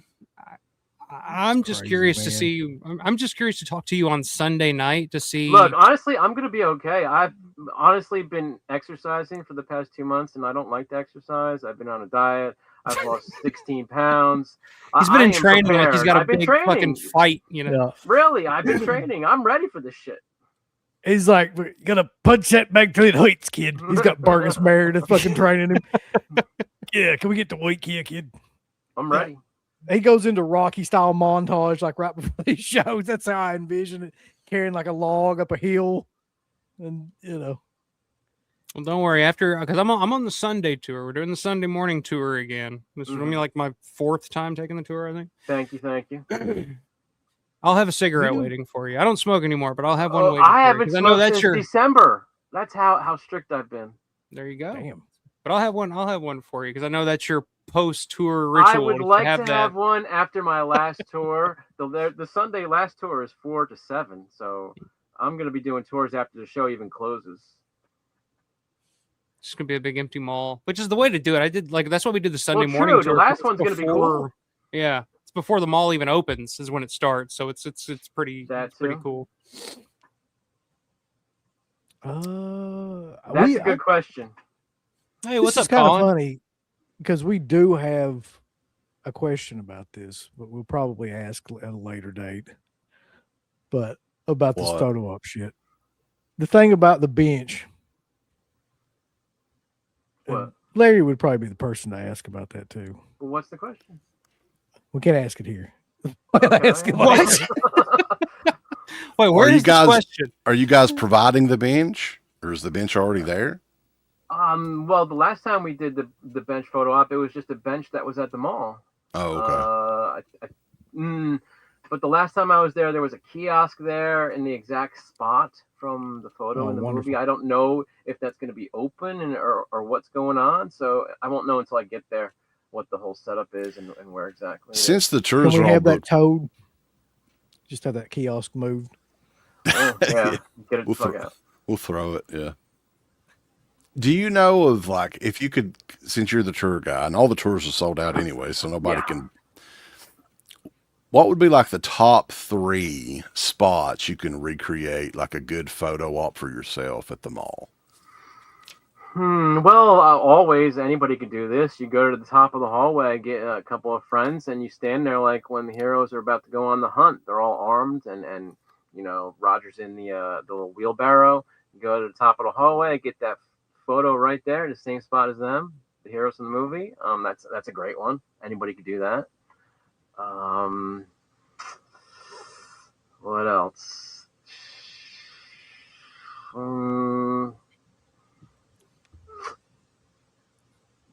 I know a lot of people have taken photos around the beams, the marble beams. They're still there from the... Sure, there are certain spots that I show people on the tours. You can, recreate the scene where Peter's on the walkie, and I take a walkie with me, the exact same model in the movie. I have it on the tour with me, and I say the line, with those bay doors open, there's going to be 1,000 zombies in here. That'll take the heat off us. They're going to have their hands full. You can go to that column if you can find it. There are a lot of different things you could do like that if you can find these places. You could do the the second floor railing shot after they've killed all the zombies and they're standing in front of the store. It's right next to the Naturalizer store, which is still there. It's not open anymore, but the storefront is still there. The Naturalizer store. If you stand right there by the hallway, it's like right from that scene where they're standing there looking at their handiwork. Mm-hmm. The big one though, that the spot that looks exactly the same as it did in the movie, of course, is the biker entrance. It's very little. Everybody has to go there. Yeah, that's usually the entrance that I go in. It's like in the complete opposite side of the mall from where the convention's at. But that's where my tours start. So there are a lot of reasons why I do my tours in the order that I do at the other end of the mall. And the main one is to start there and end there. And that's the most recognizable spot from the movie. So I love to start there because it's just a great intro to the tour. Yeah. Yep. Super chat. Marty Girl says, has Larry recorded the whole 3-hour tour? After the mall's gone, we can all see it. I can answer that, of course. The first 2 years that I did it, I had people film it. And then a lot of different fans have filmed it over the years. I am working on a personal project where I'm going to do sort of my own tour that'll be maybe available in the future, years down the line, where I show every spot that I possibly would want to show you and what you would want to see. And I show them, with a screenshot maybe on this video, and then show it in real life. And I talk about them, and I'm doing these little bits on my own whenever I'm not doing Living Dead Weekend. And of course, if you've followed me on Facebook and stuff and seen things I've posted over the years, I've done a lot of shot sort of recreations where I'll take a screen capture of a scene from the movie, Dawn of the Dead, of course, and I will take the same shot, same angle of it, in the modern day, and then I show them in a comparison sort of photo on Facebook. And I've done this a few hundred times, and I still have a lot more to do, and I'm not happy unless they're exactly perfect. I'm a perfectionist, and this will probably be for a book also one day too. So I'm working on projects, and there is footage of me doing the tours, a lot of footage out there, and a lot of things are being filmed actually at this show. Let me tell you. I was just informed that a bunch of different people are going to be filming this particular convention because it's the last Dawn reunion at the mall before it's gone. So like I said earlier, Roy Frumkus is going to be filming stuff for a new version of Document of the Dead. Fangoria is coming to film something. The New York Times is coming to film some stuff. People are hitting me up like crazy saying, hey, do you need somebody to film? Do you want me to film? There's going to be a lot of footage. Oh, Felcher's also filming a documentary for Kevin.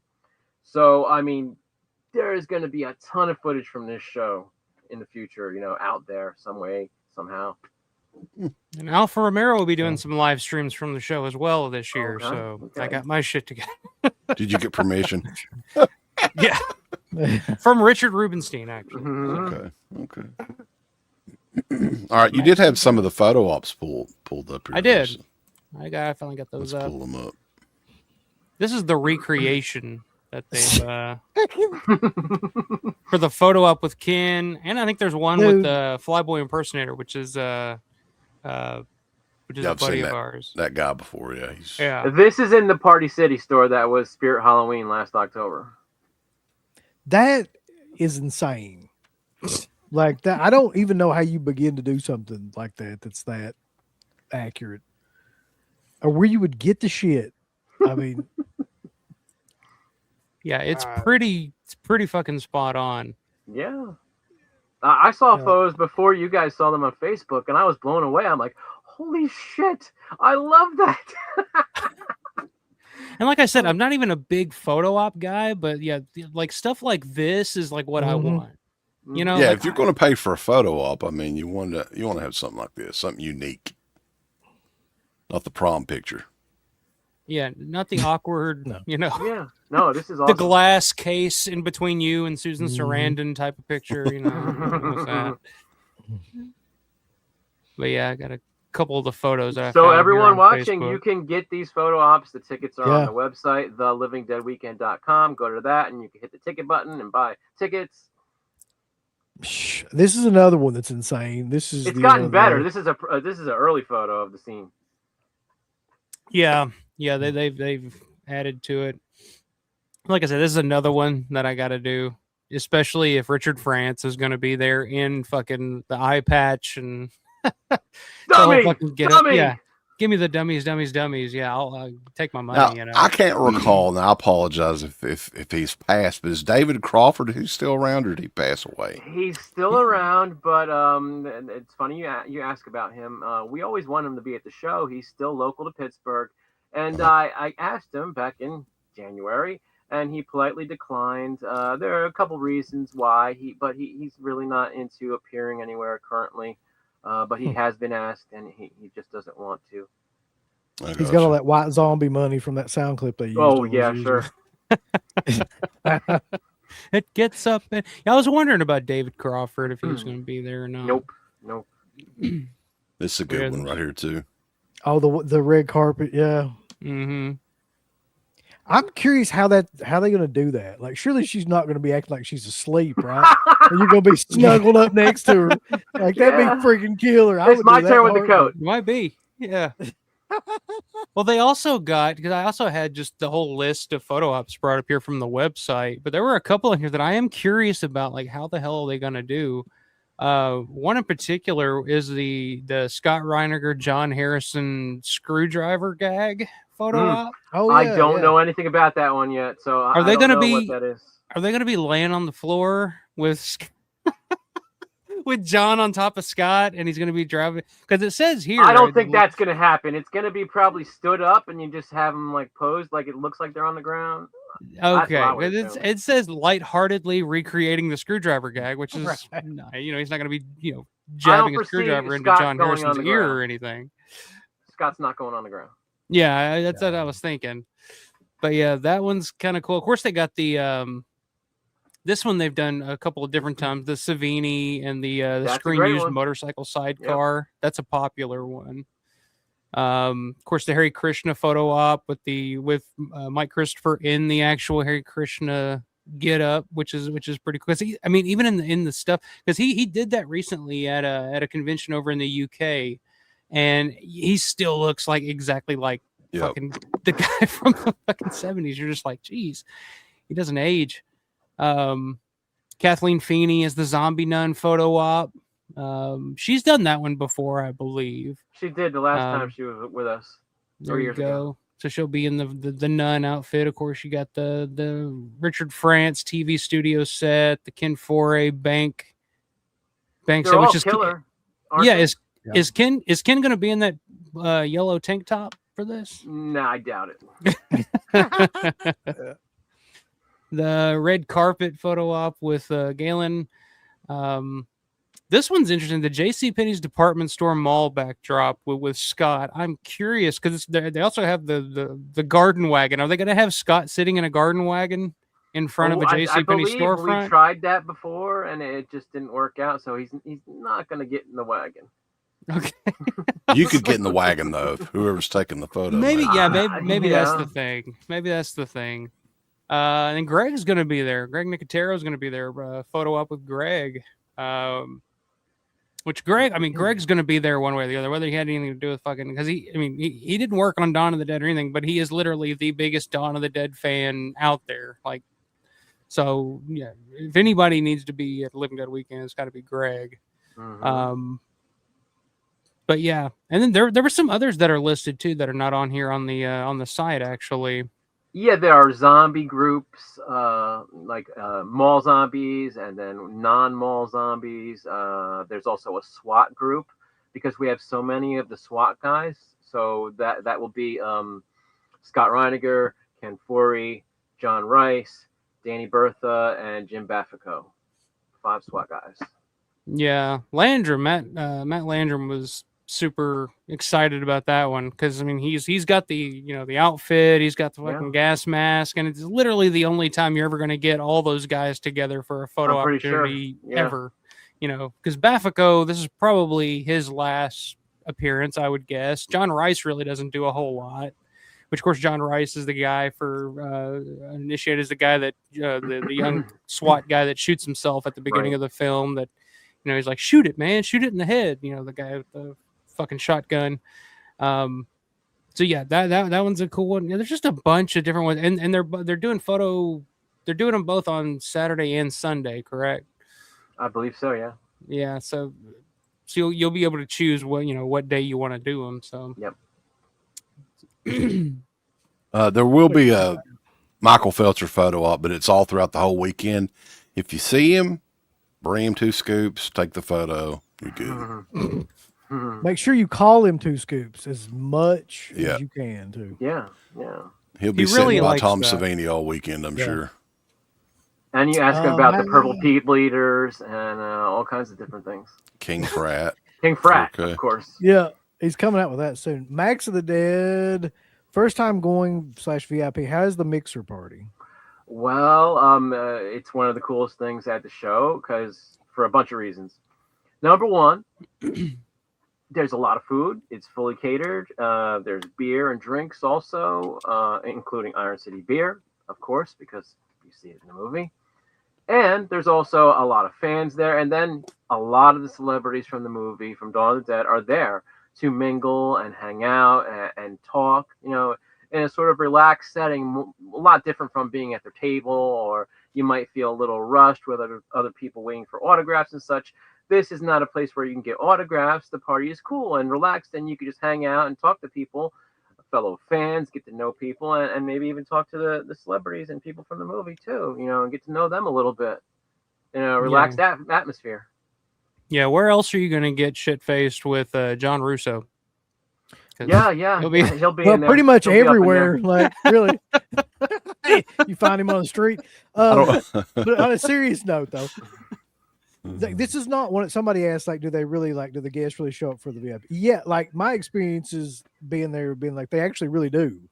Like, I know Nick Terrell was there. I mean, we make it mandatory for a lot of the bigger guests, who might want to just skip it. So it's in their contract, of course. But then a lot of people just want to be there too. Greg Nicotero, we don't have to give him any reason to be there. He'll just be there and he'll hang out and be cool with everybody because that's just how Greg is. But then there are some people that are older and they might want to leave a little early, so they might make an appearance, and then after about 10, 20 minutes, they might leave. But we get a lot of the people, our celebrity guests, to be at the VIP mixer party. Yeah, it's pretty cool. I never did the VIP for years until a couple of years ago, and it was the Return of the Living Dead. You guys had the people from Return of the Living Dead. Was it 2? Fuck yeah. Yeah, Tom Matthews, Miguel Nunez, or no, it was the Night of the Creeps. It was Night of the Creeps because it was Jason Lively, Right. was at that show, and I remember we were hanging out outside the mall waiting for everybody to come out of the VIP. That was the year that we drove Rosemary Rixey home. Right. But me and Will are just hanging out outside the mall waiting for everybody to come out, and I was sold because everybody coming out of the mall after the VIP was over was like, all the cast members from Night of the Creeps and all these people were coming out just fucking drunk, just laughing, staggering out of the mall. I was just like, what did we miss? Like, because usually like VIP, I'm just like, I'm just ready to go back to the hotel or something like that. But after that, I was like, yeah, we're gonna do that next year. So yeah, I done it every year since. So I had one. Okay, sure. Speaking of the VIP party, I'm going to tell you guys a story. I tell this to a lot of people over the years, but it's one of the most surreal things that ever happened to me at our show. Okay, I think it was 2018. We had our show at Monroeville Mall, and it was the 40th anniversary of Dawn. And about 30 minutes into the VIP party, Ken and Scott and Galen wanted to go back to the hotel, and I was like taking people back and forth if they needed at that point. So I go with them, and it's the coolest thing. I'm walking out with all three of them to my car. We're going up the escalator, and everybody's staring. I'm like, oh, this is cool. So then we get in the car, and we're talking, and this is the surreal part, okay? I have these three people who I have admired all my life, and I've loved this film all my life. They're in my car together with me, and we're talking about photo ops for the next day, okay? And the previous year, we had gotten Scott and Ken on the roof for photo ops, and we were going to have them again. And we're talking about this, and we're just talking about photo ops, and Galen says, well, you're not getting me up on that rough. So I start laughing because she says it just like in the movie, she's like, she says that line in the stairway. And I say to her, okay, I actually do your line from the movie. I take fans to that very stairway, and I say your lines. I say, Steven, let's get up to the roof. And then he says, we're not leaving those guys down there. And she immediately says to me, after I say the line, just like her, she's sitting next to me in the passenger seat. She says, and you said it like that? And I said, yep. And we all start busting out laughing. It was fucking hysterical. And it's something I'll always remember because I did the lines and they're in the fucking car with me and they're laughing at what I just did. Like, this is fucking surreal. It's one of the best memories I'll ever have from our show. That's great. Yeah, that's amazing. Yeah, you do a lot of airport runs, which is I'm jealous. I used to do more, but now not so much because we have a guy with an SUV, so he's taking on a lot of that sort of thing. But I used to do a lot. So I just want to do that, just go pick people up from the airport and just talk to them on the way there, I've had great experiences with Ken when we're driving like 45 minutes of traffic sometimes from the airport to the mall.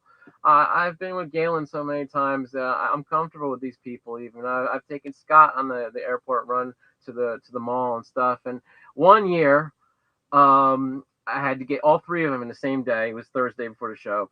First, it was Ken. I pick him up at like 3 in the afternoon. Takes like 45 minutes. It's great talking to him in the car. We get to the hotel. It's when the DoubleTree was still open. He says, "Hey, you want to get a drink?" I'm like, sure. So I go and have 2 drinks at the bar with Ken in the DoubleTree, and we're talking and all kind of personal stuff. He's like an amazing guy when you get to know him. I mean, I don't know what you think about him as an actor. He's amazing, of course, in these movies and stuff. But when you get to know him, he's a great guy too. So I had a good time hanging out with him. Couple drinks. Couple hours later, I have to go get Scott Reiniger at the airport. I get him, drive and talk with him for quite a while. We get to the hotel. He checks in. He's like, "You want to go to the bar?" I'm like, "Yeah, sure." So I end up having 1 or 2 drinks with Scott, and we're talking and hanging out at the bar. Okay, and then later on, I have to get Galen at like 10 at night or something. I bring her in. She gets checked in. She don't want to go to the bar, though. She goes to her room. But still, it was awesome. When you want to get to the bar. All 3 of these people, and I get to go to the bar with 2 of them at least, It's fucking. Well, you had enough to drink that day already, anyway. Yeah, So yeah. good. I would have had drinks with her though. You were shit faced by the time you went and got Galen. She was probably like, "No, I think you need to go home, dude. Like you're just swerving through fucking traffic." Yeah. It's a little known fact about Larry. He's all screwed up when he's doing them tours. He's like he's on a bender 2 or 3 days. I'm not even smoking cigarettes. I'm not drinking during the weekend. I've got too much going on. He's on Molly, so just watch out for him. He gets a little frisky. I think they made 2 posters this year. Are those included with the VIP tickets? They are, and the crazy thing is, I heard that there may be another poster or 2 that have not premiered yet, but don't quote me on that. I heard this, so there might be another variant or 2. Okay. Jeez, because the guys that did the 2 posters, Byron Winton and Michael Calandra, is that how you pronounce his last name? Yes. 2 really cool guys. They've done the posters for Living Dead Weekend. Either one of them have done the poster for Living Dead Weekend since its conception, I think, right? Pretty much, yeah. Yeah. So having both of them do a poster for this event, I think really makes a lot of sense. I own 2 of the original paintings that they did for us for our show program. I own Byron's for our Evan City show, I believe in 2017. It's got Bill Cardell and George Kusana on the cover and the farmhouse in the background. And then I also own Michael Calandra's the crazy sort of portrait painting for the 2019 Evan City show. So I got 2 of the original paintings. Awesome. Very cool. Yeah. I met Michael. He's a cool guy. I met him at a Horror Hound a couple of years ago, and we just talked about Romero for 30, 45 minutes. And I was looking. He has a lot of great stuff at his table, and he's going to have a table there. I think they're both going to have tables there. Yep. And just talking about some of the vendors, do you know of any of the vendors that are going to be there? Are there going to be any? Because I know, Vinegar Syndrome. The Vinegar Syndrome store is open downtown. I'm planning on going because I didn't get to go in October, but I'm planning on stopping by there especially after I found out what they have there apparently about the Lanny Powers ashes. Yeah, I heard about that too. That's is weird. that actually there? Have you guys heard about that? No. So Lanny Powers is the guy that designed the original poster artwork for Dawn of the Dead. Yes, also Day of the Dead. And Day of the Dead. And apparently Vinegar Syndrome store has his ashes in the storefront window. In like a fucking urn or something. I wonder how that came about. I was going to say, I have so many questions. Yeah, about that. I got to see that. I'm like, what? So yeah, I got to get to the Vinegar Syndrome store. But what, like vendor wise, they usually have. Well, I'll tell you a couple. Well, of course, I'm going to be a vendor, so please visit my booth. I'm one of the few vendors that actually has wall space. The rest are, like I told you earlier, celebrities are going to be all on the outside of the sort of halls we have, and there's only 2 vendors who have wall space, me and Byron. The rest are all in the center of the rooms. And my table space is called Deals of the Dead. There's a big yellow ugly banner. It says Deals of the Dead. I'll have sort of a Lightbox film cell projects, these things that I do, and all kinds of Romero stuff. So check me out, Deals of the Dead. Also, there will be, I think the last toy store. I think that's one of them. I don't know a lot. I think the last toy store is the one they recently had a lot of different celebrities come to their store and they have signings there and they've signed figures and stuff. They're going to have a whole bunch of the Dawn of the Dead figures and a lot of those distinctive dummies ones that have been coming out for the past few months. They're going to have limited quantities of all those figures. And if you guys, anybody wants those figures, stop by and see them at their booth. They're not going to last long. Yeah, I always piss around and miss out on those things. Every time I see them, I'm just like, I gotta get that. And then Monday, it's like literally you got to be there Monday morning. Mm-hmm. But once you start, or something crazy, you can't just get one, right? You got to get all of them. Nope. That's the problem. I've been addicted to them for like 3-4 years now. I can't stop. Speaking of which, though, I do have an extra Roger one that I am going to be bringing down there if anybody wants, or if that one gets around too.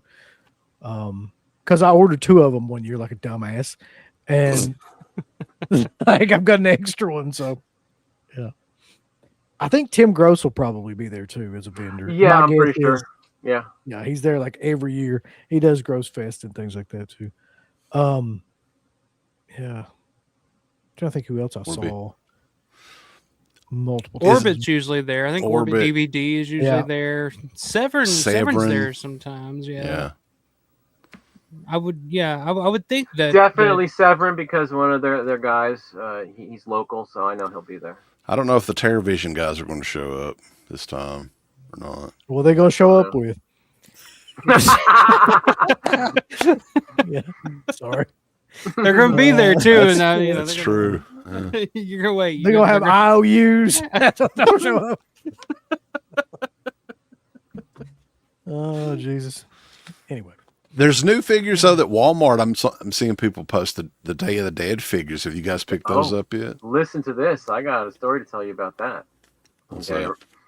Last week, this dude, some guy I know on Facebook, I should know his name, but I don't know him very well. But he hit me up and he said, "Hey, I work for Trick or Treat Studios. Do you want to do an unboxing video with those figures?" He's like, "I'll ship them to you."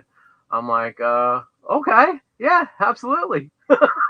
I want them, and I haven't had the money to buy them yet, but they're arriving tomorrow, and he wants me to do a whole unboxing video and talk about them and where they are available, like you said, at Walmart. And I'm going to do whatever he wants since he's sending me the figures for free. Well, sure. Hell yeah.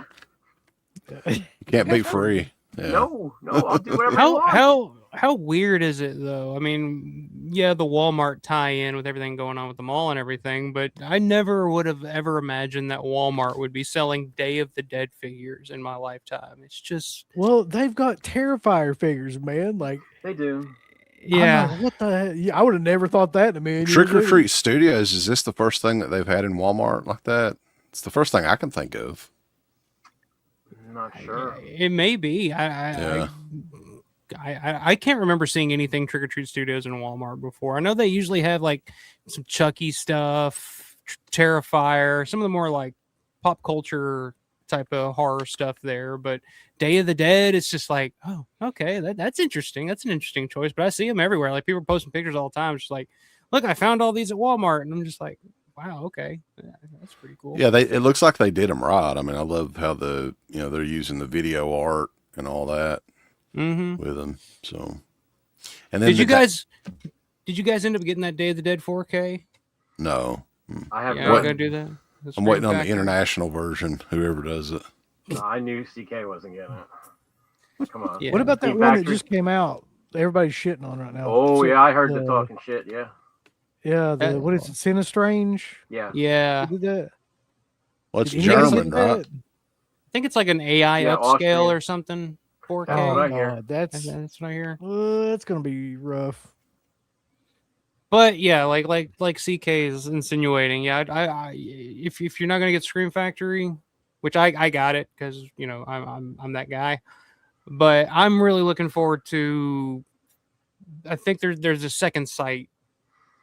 Talk of a second sight for 4K, probably a box set that I would guess from Second Sight coming out from. I'm surprised they haven't announced it. Whoever is doing it hasn't made any announcement on it yet. I'm sure they have to give Scream Factory a limited window to sell theirs, and then they'll be able to sell their version. Yep. And then That's what I'm looking for. the newest Night of the Living Dead movie. Have you guys seen that yet? No, Rob no Van plans. Dam one. No plans. I have for some reason I haven't been in quite the rush to see that one, but it is Yeah, available to but- watch apparently. Mike, think you it's watch all on that crap, streaming. so maybe. I mean, it'll make for a great watch along at some point, I'm sure, when we're getting hammered watching fucking shit movies. But yeah, I haven't rushed to peruse that one quite yet. Me either. All right, for both of you all, like, what is the worst version of like any of those, in your opinion, like of any of those movies that kind of like either was like night or day, or like all those? Like, what's the worst one? I mean, the one that always pops up to me is that Day of the Dead remake with the spider zombies crawling up walls and shit, and Ving Rhames in it, and vegetarian bub. something, and Vegetarian oh, Bub is God. amazing. I don't know, man. I don't know if it gets worse than 30th anniversary, Night of the Living Dead. That was my pick.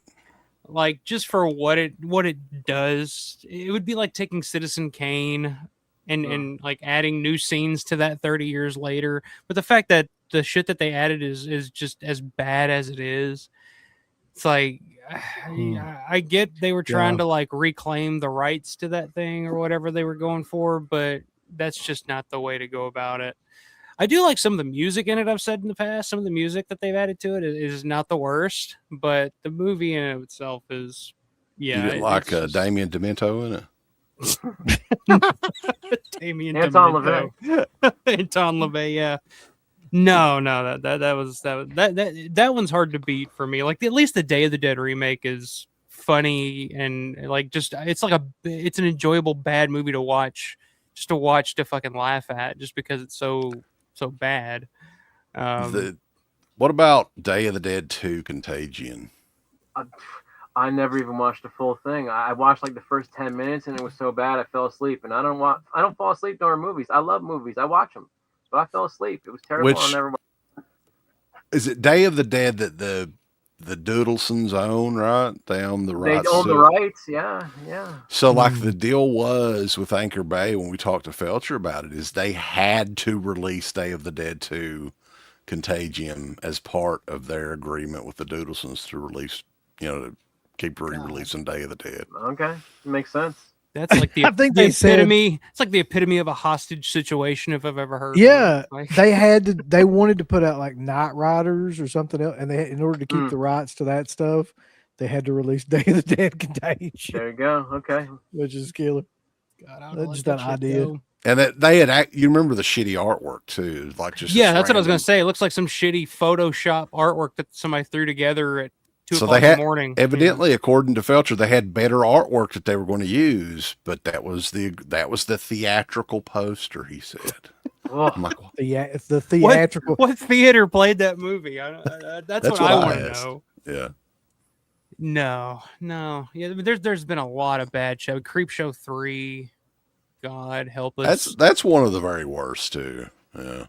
Yeah, there's been in the name of the fucking Doodlesons. Yeah, there's been a lot of bad shit. Which again, people shit, and I've talked about this before. People shit on Richard Rubenstein and his tight grip on Martin and Dawn of the Dead. But at the same time, I'm kind of glad that there's somebody like Richard that's not letting those movies be fucking pimped out the way that Day and Creepshow has been pimped out and just market. I mean, Night of the Living Dead, forget about it. There's like they've done everything they can possibly do to Night of the Living Dead other than batter it about the head and face with a club and just drag it out in the street. It's just I want to get the book that has all of the VHS releases of Night of the Living Dead. I need to get that book. I heard about it. You might be able to pick that up at the show because I know that the guy is usually there and he usually has a table that's selling this book. It's a pretty awesome book. I still don't have it. Funny thing is, I knew that guy when he was like working on it like privately for like years. I met him at a couple shows and he gave me like a little printout like he made of like 16 pages from a printer at home long before he ever had the idea to do the book or maybe had the opportunity to do the book. So I have like this original thing that he used to give out years ago. Sweet. Very cool. Yeah, I don't have that either. I'm gonna have to pick that up too, just out of curiosity, because there's been hundreds and hundreds of releases of Night of the Living Dead going all the way back to the VHS days. Anybody that had any semblance of a physical media company from the early days has done Night of the Living Dead at least once. But yeah, I saw a question pop in earlier, and this is something I get asked a lot too. Just about where the fuck is it? So with all the huge roster, this is from Glaken 77709. I don't know who that is. So with all the huge roster, what's the autograph and picture scene going to be like? I have something to say about that. Okay, of course, you DeadPit guys. Sweet. I hear you talking all the time. I watch all your shows, and you always talk about the autograph prices and how they're outrageous and all this stuff. And I hear you. I've taken this into account. Okay. So listen to this, and I did this with you guys in mind and with all the fans in mind. So I tell you, I deal with maybe 20 or something of our celebrity guests, and whatnot, maybe a little bit more, 25. And I created a plan for everybody to try to help the fans get something extra and maybe help them a little bit monetarily, and also not to get skipped because there's so many guests. So I came up with a deal. I'm offering a deal. I told all my people that I work with, all the new guests and different people, do this deal for fans, and I think people would really appreciate it. I know agents don't really suggest deals and stuff, but I've made signs for them to have at their table and stuff. But I'm not an agent, okay? I'm looking out for the fans, and it's not about me, and it's about you guys. Hold on, I was trying to get it at the same time. We keep trying to bring it up. Payment plan option. No, there's no payment plans, but I'm telling my it's like the people PayPal Pay in 4, right? Yeah, right. Yeah. There's going to be a deal. So I've told all my $20 people, like I have a lot of the zombie people, they're not $40 like Wes always yells out. All these people are $40, not even the random zombies. No. A lot of the random zombies are going to be 20. Okay, but get this. If you want to get 2 autographs, they'll do it for 30. 2 of them for 30. Okay? So this helps out a fan who maybe wants the event poster signed and another personal item or a table photo signed. Get 2 items for 30. So that's a cool deal for a fan, and also might generate more of a little bit something in their pocket too by getting $30 instead of 20. And then also it helps them having a deal where John Amplis doesn't need to give out deals. Galen Ross, Ken Forey don't need to give out deals because they're people that the fans want to meet automatically. They have a built-in audience, but these random zombies and stuff, the lesser characters, maybe they might get skipped if people are on a budget, but if they see a deal like 2 for 30, then it might make them think about it and say, I'm going to go for that. And then you stop and talk to them, and maybe they have a good story, and you spend some money with them. So I've created this plan for my people that I deal with you guys in mind and with other fans in mind to maybe help them and help you. Yeah, I mean, who the hell charges $10 anymore for anything?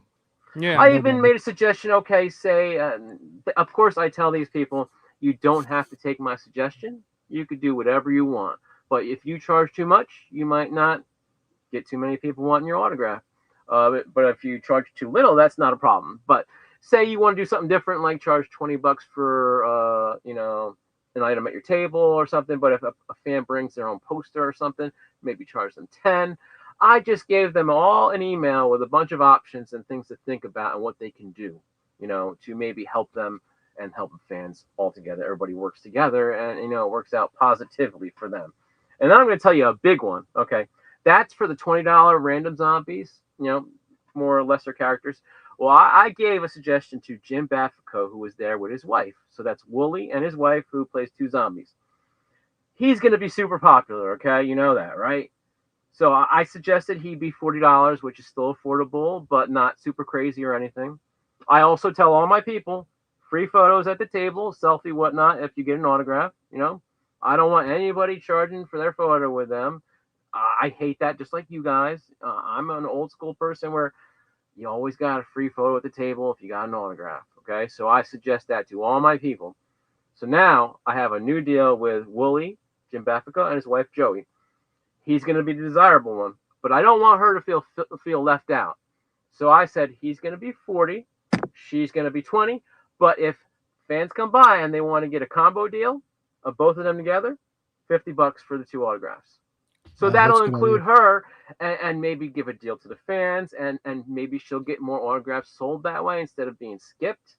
So I'm trying to help everybody in some way, and it has nothing to do with me. I'm just trying to help the people, the celebrity guests, and I'm trying to help you guys, the fans. Yeah, I think that makes the most sense. And especially for somebody like Joey, is another person. She's kind of a blink and you miss her zombie too. So I don't know, man. To me, like she has one of the best squib shots in the fucking movie. She's the zombie that digs into Roger's leg as he's trying to climb into the Scirocco. And then Ken Forey blasts her with the fucking rifle and that splatters out the back. To me, that's one of my favorite gunshots in the entire movie. It's just the whole thing, like her digging into the leg, the fucking gunshot. But again, she's one of those that's probably never going to do another one of these again. You're correct. So it's most likely not. get her while you can, like get her on your poster while you can, while you're getting Jim. I mean, shit, for $50 for 2 signatures at a convention in 2026, where the hell else are you going to do that? Yep. Um, it's kind of a no-brainer. So I'm helping her out too. So. Yeah, I think it's a great idea. I'm glad I hope they take you up on doing stuff like that. Like just kind of, because there are a bunch of like and especially we lost CK. Creepy. He'll be back. His computer just shit the bed. Yeah, I hear he's his computer's aging out just like ours has. It's exactly what's going to happen to him next. Yeah. Yeah. But the fun thing about like some of these lesser known zombies and stuff, like those are the people you're going to get the interesting stories from, because those are the people that were getting drunk in the Brown Derby, before they went on set. Those are the people that were smoking the joints with, hanging out in the fucking parking lot. They got the stories that haven't been told a billion times. Like, yeah, it's great meeting Ken. It's great meeting Galen, but they do conventions. They've done interviews. They kind of know what stories to tell. But you get some of these people that have all these different stories that you're not going to hear anywhere else, and that's what I'm excited about. That's why I love like when Sharon Carroll from Night of the Living Dead, her first appearance, I love talking to her, because she was just, and it's great seeing these people that had no idea, that were in these movies years ago and have just moved on with their life. They got a job, had a family, lived their life, and then 50 years later somebody comes up to them and says, "Hey, did you know that you're a celebrity?" And it's like, when I met Sharon, she was like, "I had no idea that all this was going on. Like, I had no idea that there were this many people that actually would care to have me sign something."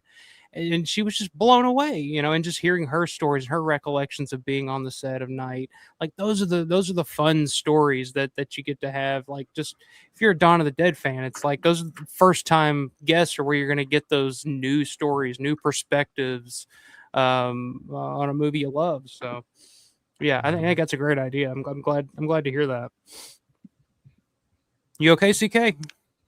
I'm okay, but my internet isn't. So my internet has been going out like late. I don't know if they're working on it late at night or whatever, but it does this almost every night. So, but guys, it is a work night. We definitely want to say thelivingdeadweekend.com. The October show, no details yet. Nothing's been signed yet. What do you do for an October show, by the way? I mean, what would be? It's not going to be about Dawn of the Dead, but maybe I can give you another scoop. We are looking at possibly a Reanimator reunion, which could also become and be morphed into a From Beyond reunion if you add Ken Foree. And we're looking at a couple other ideas for the show, but those are the two main ones. But there's some other stuff along with them.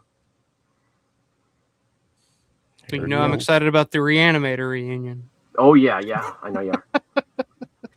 He's not a big fan, apparently.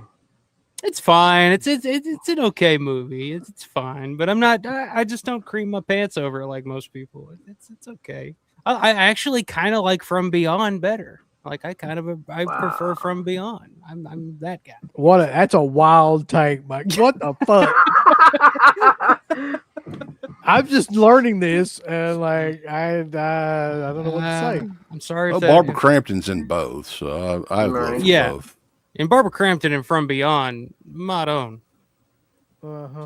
That's a great scene. That's what I'm talking about. And you get Ken in From Beyond, and I'm as a Dawn fan, it's like great to see Ken in some of the movies. So yeah.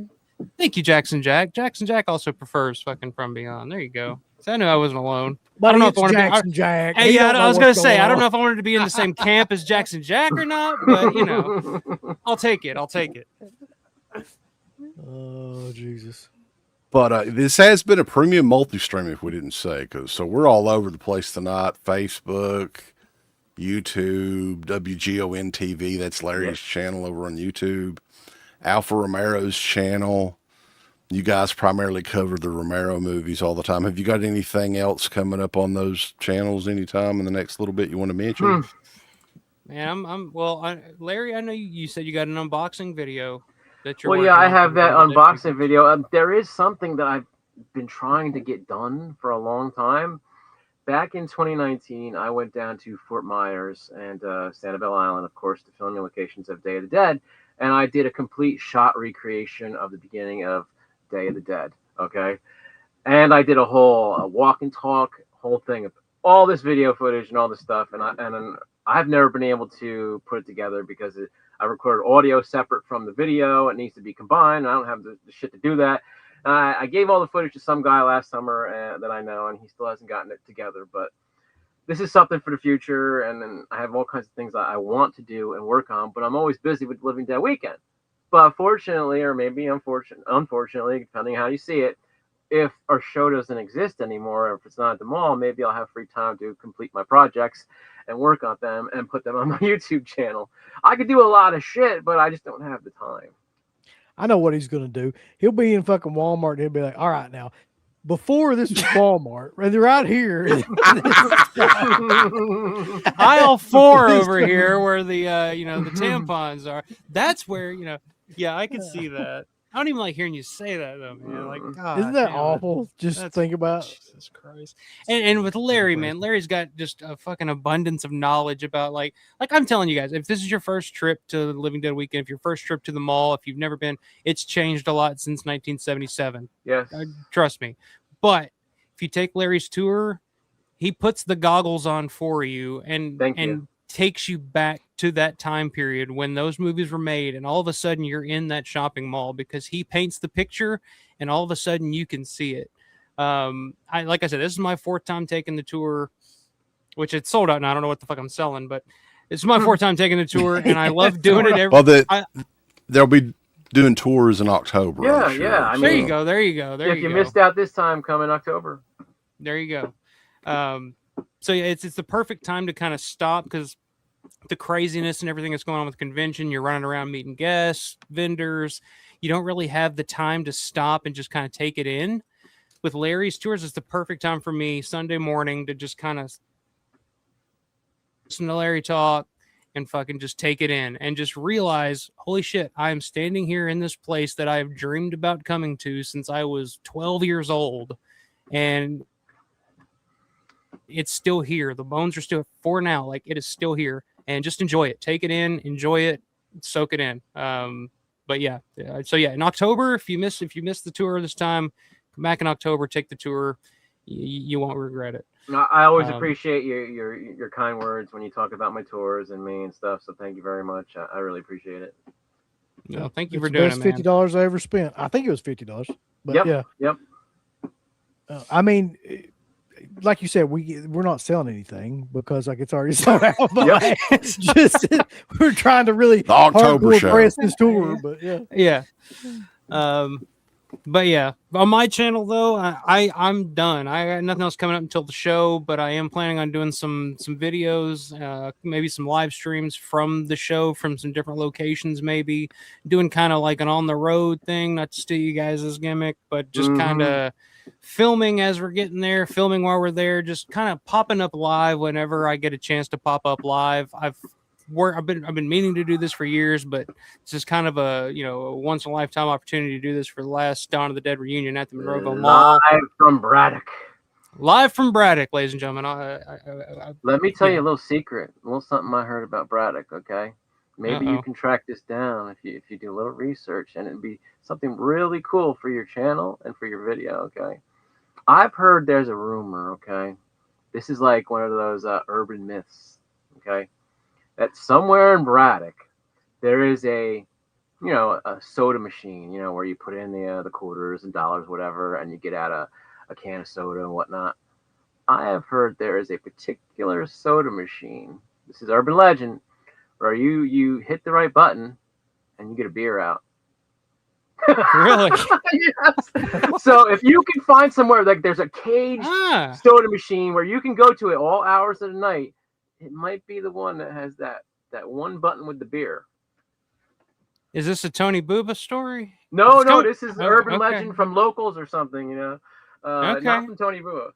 Well, I'll be testing that theory out. We'll be looking for a fucking soda machine because I gotta be in Bragg. That's my spot. You know, whether that's probably where I'm gonna end up. No, I don't know if it's true. I've never tried to look. I don't know if there's any machines you could find that are accessible. You know, I don't know, but this is what I hear. Well, either you'll get a beer or you'll get kidnapped by some family and tortured. So yeah. We'll see. We'll see what happens. But at Alpha Romero 88, you guys check it out. Go subscribe, and if you're already subscribed, if you're watching from my channel, make sure you got the notifications bell on because, like I said, I'm gonna be just going live whenever. There's gonna be no announcement. I'm just gonna pop up live from here and there throughout the weekend. So that's what I got planned. But yes, at Alpha Romero 88 over on YouTube. Go check it out if you like listening to somebody fucking babble about George Romero for 3 or 4 hours every weekend. Sure. That's me. Indeed. That's the crowd tonight, though. We've had over 130 some people all night long, so definitely people are getting amped up this coming weekend. The Living Dead Weekend.com. Check it out. Thank you, guys. Thank you. And finger fuck that like button. Yes. I've always wanted to say that. I feel like violently. I've always wanted to say that. Now if I'm on DeadPit, I can say finger fuck that Scissor the like button, bulls. Come on. As far as DeadPit goes, I'm not sure what we're doing this weekend at the show. I'm sure we'll do something with Garrett live. But the next big thing for us is the Cruel Summer Slashback. Starts in 2 weeks. Can't wait. All slasher movies all summer. Yeah. So, but thank you guys again. Thanks to everybody that's watching, and we will catch you guys next go around. See you all at the mall soon. Yeah, and at DeadPit.com. Stay scared. A big thanks goes out to our supporters over at DeadPit on Patreon.com. You can get hours upon hours of great content, right, Uncle Bill? There's so many hours of content. We've got reviews. We've got songs. We've got live streams. We've got exclusive streams. We've got non-exclusive streams. We've got streams with all kinds of celebrities and all kinds of different old shows from the past podcast, the initial incarnation of the show. All of that can be yours. DeadPit on Patreon.com. Show us a little bit of love. Give us some money because we definitely deserve it. That Patreon page is so killer that you'll rub your bird to it on a nightly basis. It's that good. You won't be able to contain yourself. You'll have to jerk your bird out and go crazy. I mean, that's how much content that we have. So much content that it's massive, and it will massively smack you in the face. You'll play with your bird so much, pretty soon you'll be looking around for somebody else's bird to play with. Hey everybody, it's your favorite Filipino bitch, Miss Slapcoat Bud, telling you about shop.deadpit.com. Simply the best horror shirts. On TeePublic, there are others, but they all suck.